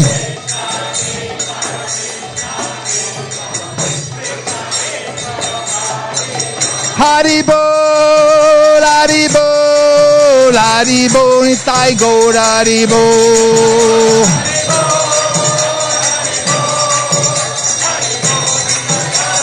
Nitai Gaur Haribol, Haribol, Haribol, Nitai Gaur Haribol.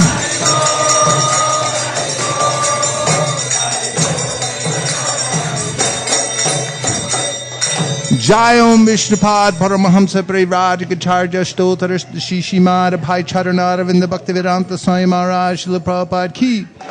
Jai Om Vishnupad Paramahamsa Parivrajakacharya Stotaras Shishimad Srila Bhakti Siddhanta Saraswati Goswami Maharaj Ki Jai. Ananta Koti Vaishnavindi Ki.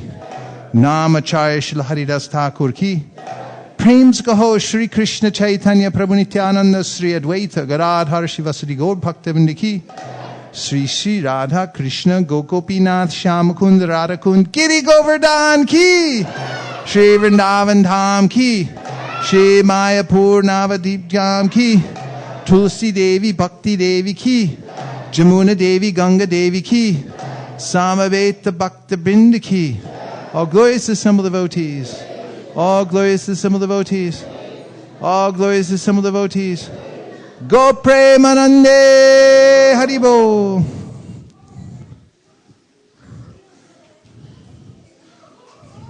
Now we'll have the singing of prayers to Lord Nrsingadev, featuring the senior members of the ISV Gurukula and Academy.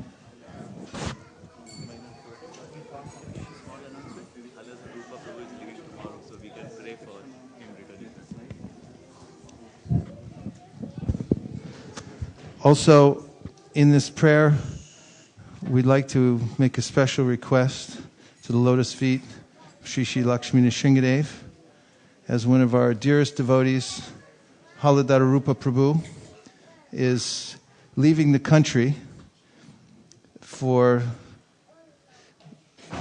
reasons beyond his control, Adidaivaka, Klesha, or maybe it's Adibhotika, something to do with arrangements in this material world. And he's become one of the greatest of the rising stars here at ISV for his stalwart service.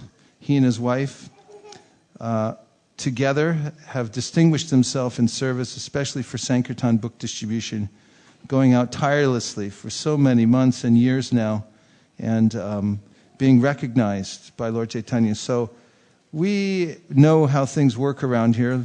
Chaitanya Mahaprabhu is moving them some other place temporarily to train up some other devotees and also to increase our separation from him. But we don't like it that much. We don't have to agree with it completely. So we're praying to Lord Nrsingadev, please bring him back as quickly as possible, and please protect Haladhara Prabhu wherever he goes. Gaur Premanand, thank you for considering our requests. Hare Krishna. Who's singing? Sukeshri? Where are your singers? Who's the singers?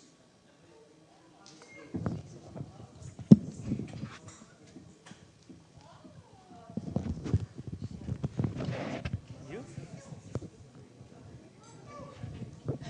I don't think I am.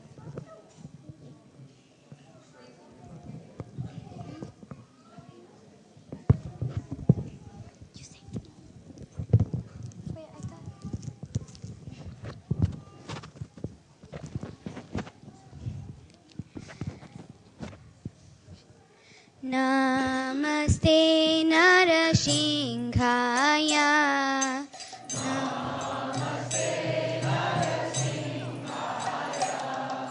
Namaste Narasimhaya.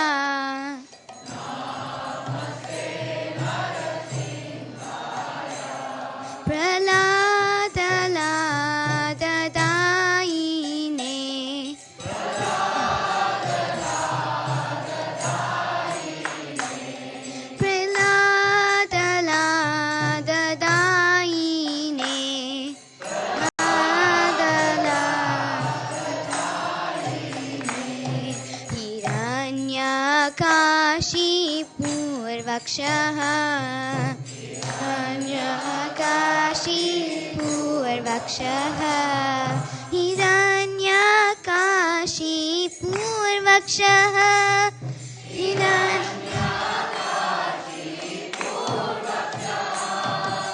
Shrilatana-kalaye.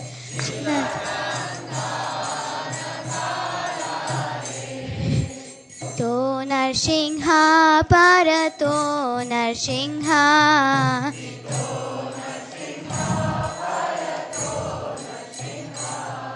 Yato yato yamita to Narsingha. Yato yamita to Narsingha. Bahir Narsingho Hidaye Narsingho.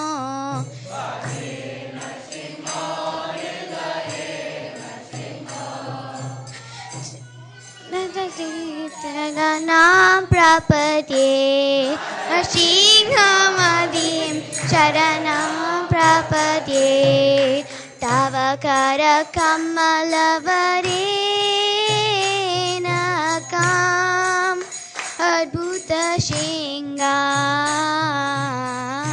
Talita Hiranyakashipu Tanubringam Keshavadirta Nagahari Rupa Jai Jagadisha Hare Jai Jagadisha Hare Jai Jagadisha Hare Afrita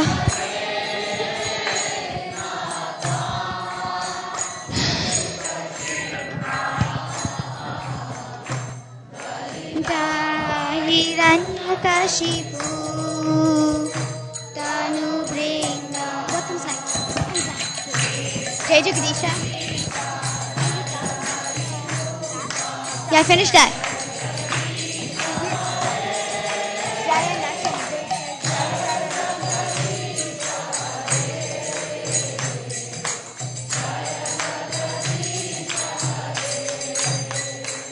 Jayo Narsimhadev, Jayo Narsimhadev, Jayo Narsimhadev, Jayo Narsimhadev. I know I should have repeated, okay, I should have did that. I should have repeated it. I know. Jayo Prahlad Maharaj, Jayo Prahlad Maharaj, Jayo Prahlad Maharaj, Jayo Prahlad Maharaj. I know. Just tell me. Jayo Jayo Prabhupada, Prabhupada, Prabhupada, Jayo Jayo Prabhupada. Jai Gurudev.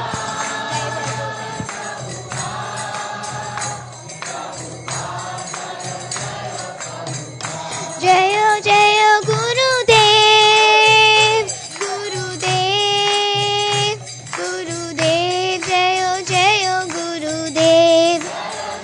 Nita Gora Hari Bol.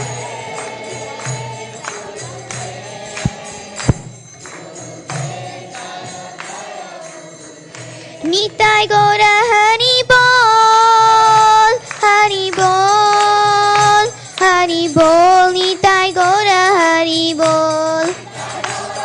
Huh? Whatever.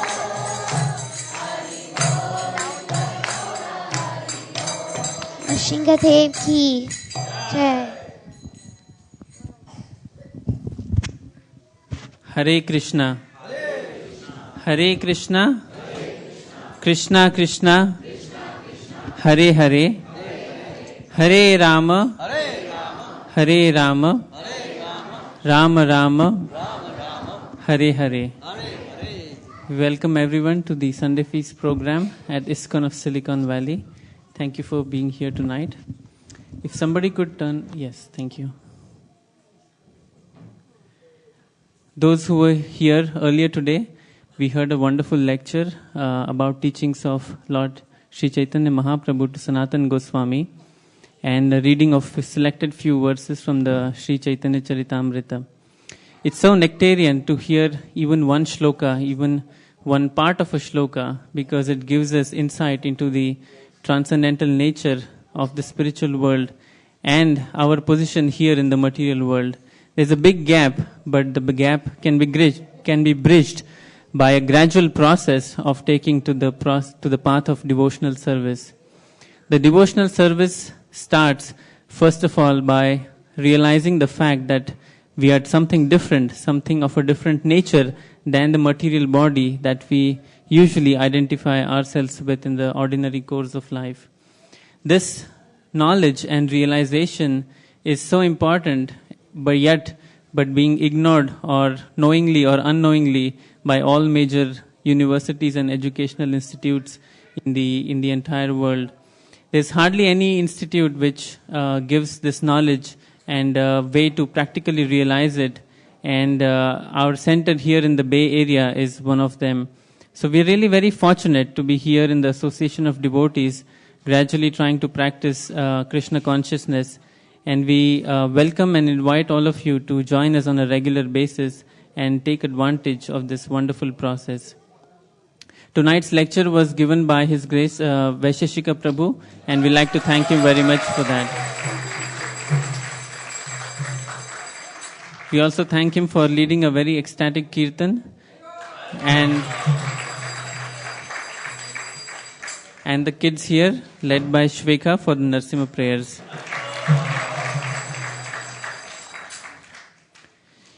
We'd like to give a special round of welcome to all our newcomers, those who are coming to the temple for the first time.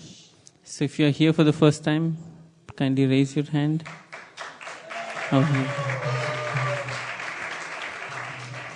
Hare Krishna. Thank you very much for being here. I hope you like the program tonight. Please keep coming on a regular basis. And when you step out of the temple hall to take prasadam, there will be a small welcome booth you'll see outside. And there's a small gift for you as first timers to our temple. So please do not forget to take one and leave us your contact information. Thank you very much. We have a couple of quick announcements and then we'll honor prasadam. The first one is that next week on December 8th, next Sunday, we are having a nice Gita Champions contest here in the temple for all the kids who would like to participate and increase their learning about the Bhagavad Gita. This is our second annual Gita Champions contest being held here in anticipation of the Gita Jayanti, which is on the following Thursday, 12th of December. So there are multiple contests for kids of all age groups, starting from 3 up to 15. So there's already an email that has been sent out in ISV Connect, and there'll be another one coming out this week. But for any further details and for registrations, please talk to Vishakha Leela Mataji, who is organizing the contest. The registrations end on December 3rd, right? Yes, it's only a couple of days left, so please talk to her and get your kids enrolled today if possible. Tomorrow, there is a nice occasion in the lives of one of our devotee couples here at ISV. Nilesh Prabhu and Neelam Mataji will be observing their 10th wedding anniversary. So we would like to wish them all the very best on this important occasion and milestone in their devotional lives. If I could have one or both of them, we will request a speech from them. Nilesh Prabhu. Speech. Neelam Mataji. I know she's in the kitchen. Yeah, go get her. And they left. Just in time. Just in time. Okay, nevertheless, we'll all chant the Hare Krishna mantra to wish them the best on this occasion. Hare Krishna, Hare Krishna, Krishna Krishna, Hare Hare, Hare Rama, Hare Rama, Rama Rama, Hare Hare. All our Sunday feast programs are brought to us by generous sponsorships from our devotee congregation. As far as I know, tonight's feast has not been sponsored yet. So if any of you feel inspired to sponsor tonight's feast, it's only for $301. There we have one hand going up. Can you please tell us your name? Nikul Prabhu. Thank you very much. Hare Krishna. Any occasion you're observing today or in this? Okay. Thank you. Hare Krishna. We'd like to welcome back Hansapriya Mataji, who has come back from her Vrindavan trip. If I may request quick update on the Sankirtan front from one of our... Okay, Vaisesika Prabhu wants to say a few words about Sankirtan and the Bhagavad Gita marathon.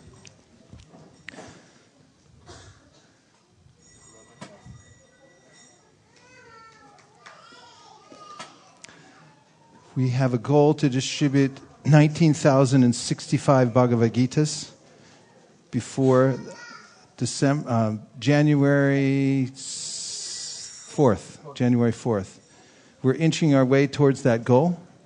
And now, as promised and as advertised, we're revealing the mystery wall. And you'll notice that this mystery wall is concealing what appears to be a very beautiful form of Krishna. This is a form that no one's ever seen before. It's the first time ever. It's a unique rendition of the beautiful form of Krishna, Satchidananda Vigraha. And the only thing keeping us from seeing that beautiful form are those little gray tiles that you see. And the parts that you can see represent those who have sponsored a case of Bhagavad Gitas to be placed in motel rooms, hospitals, prisons across the country. So far, this year, we're going to hit the mark of 200,000 Bhagavad Gitas placed in motel rooms across the country. Hare Krishna.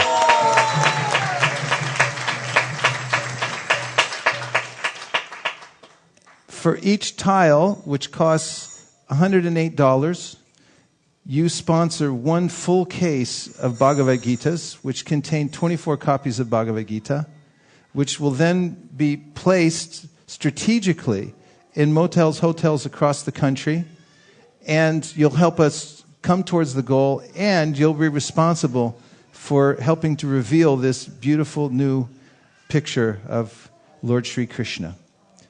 Yes, Bir Krishna Prabhu. One tile for Bir Krishna Prabhu. Haribol.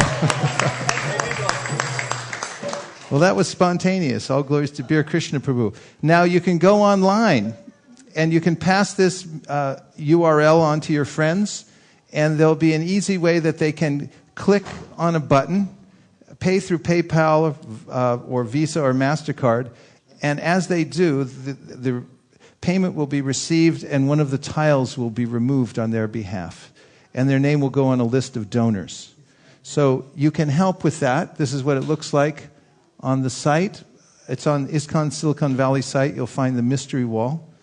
And in the meantime, we invite everyone who would like to help push forward Lord Chaitanya's Sankirtan movement and sponsor tiles, which then go into cases of books distributed strategically across the country, to volunteer for $108 per tile. So just let us know. Bir Krishna Prabhu has raised his hand. If there's anybody else, you can let us know now by raising your hand. Or just afterwards, the Sankirtan devotees will be circulating and they'll be taking your orders for tiles. Anyone else?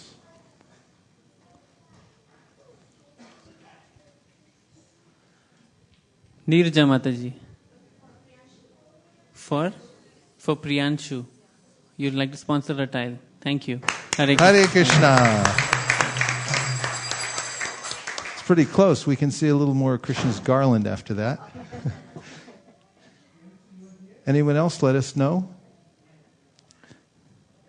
Just last weekend, we went downtown San Francisco on Black Friday, and about 40 devotees participated in Harinam Sankirtan. I see a hand up back there. Is that bona fide? No. And we chanted Hare Krishna for around 4.5 hours.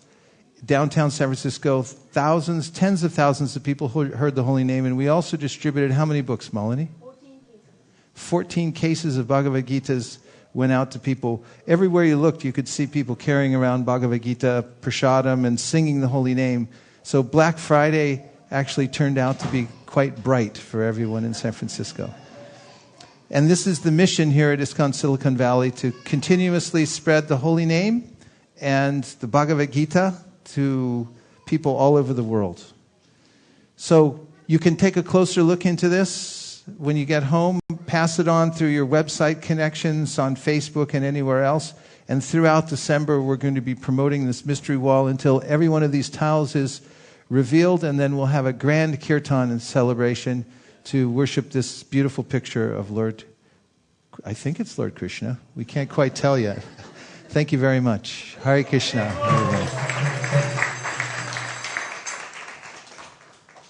The cooks for tonight. It's not Avantika, but she'll announce.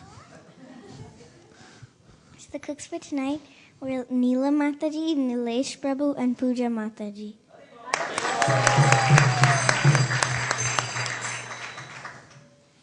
Last but not the least, if any of you would like to help clean the temple after the program, please come and see me after Prashadam.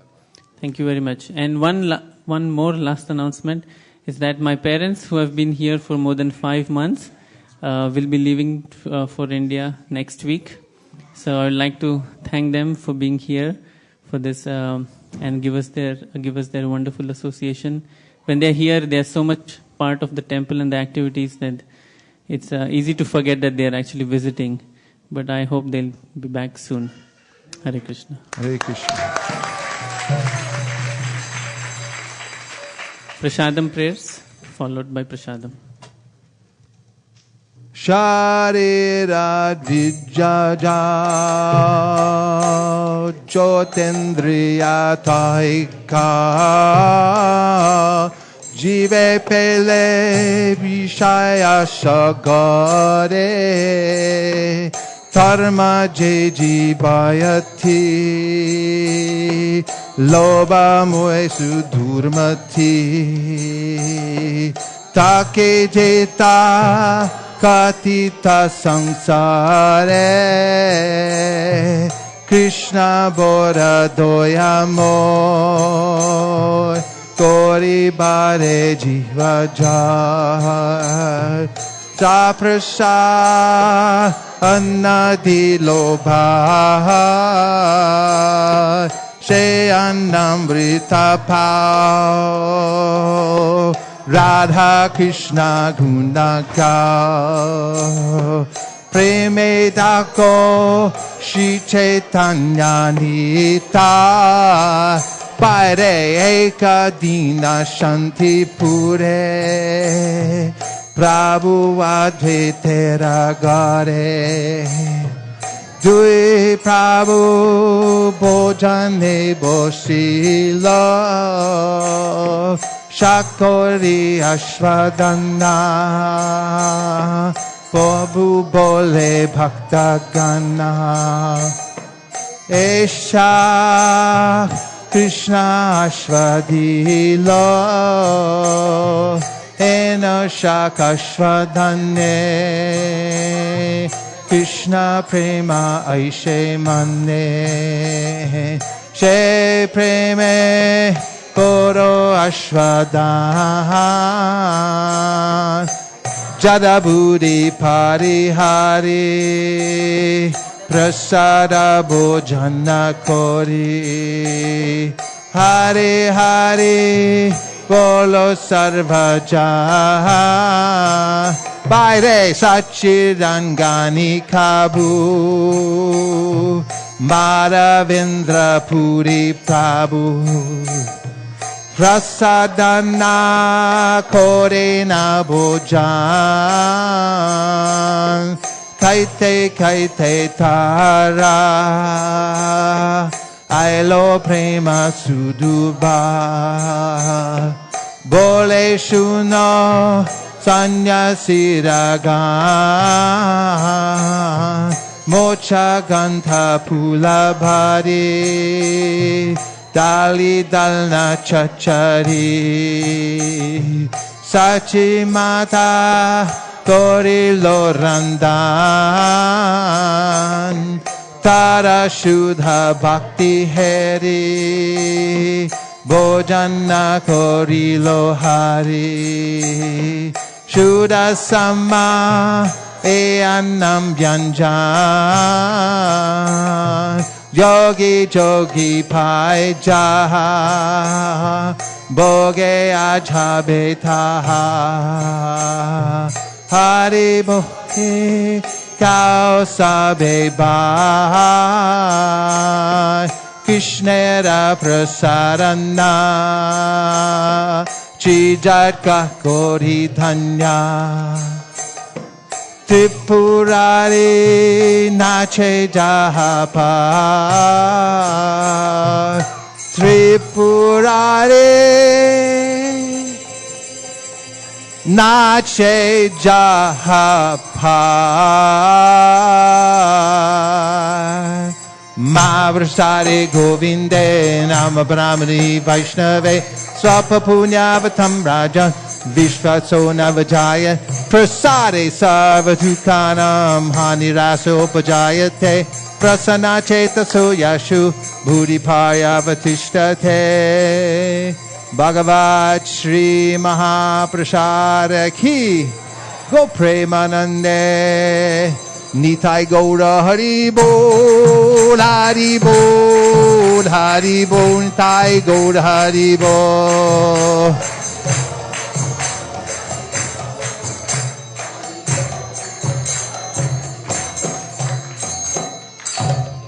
Please come take prasadam. Haribol. Thank you very much, everyone, for coming tonight. Prasadam will be served right outside this door. There'll be plenty of room inside the temple, so you can take shelter from the darkness outside. Hare Krishna.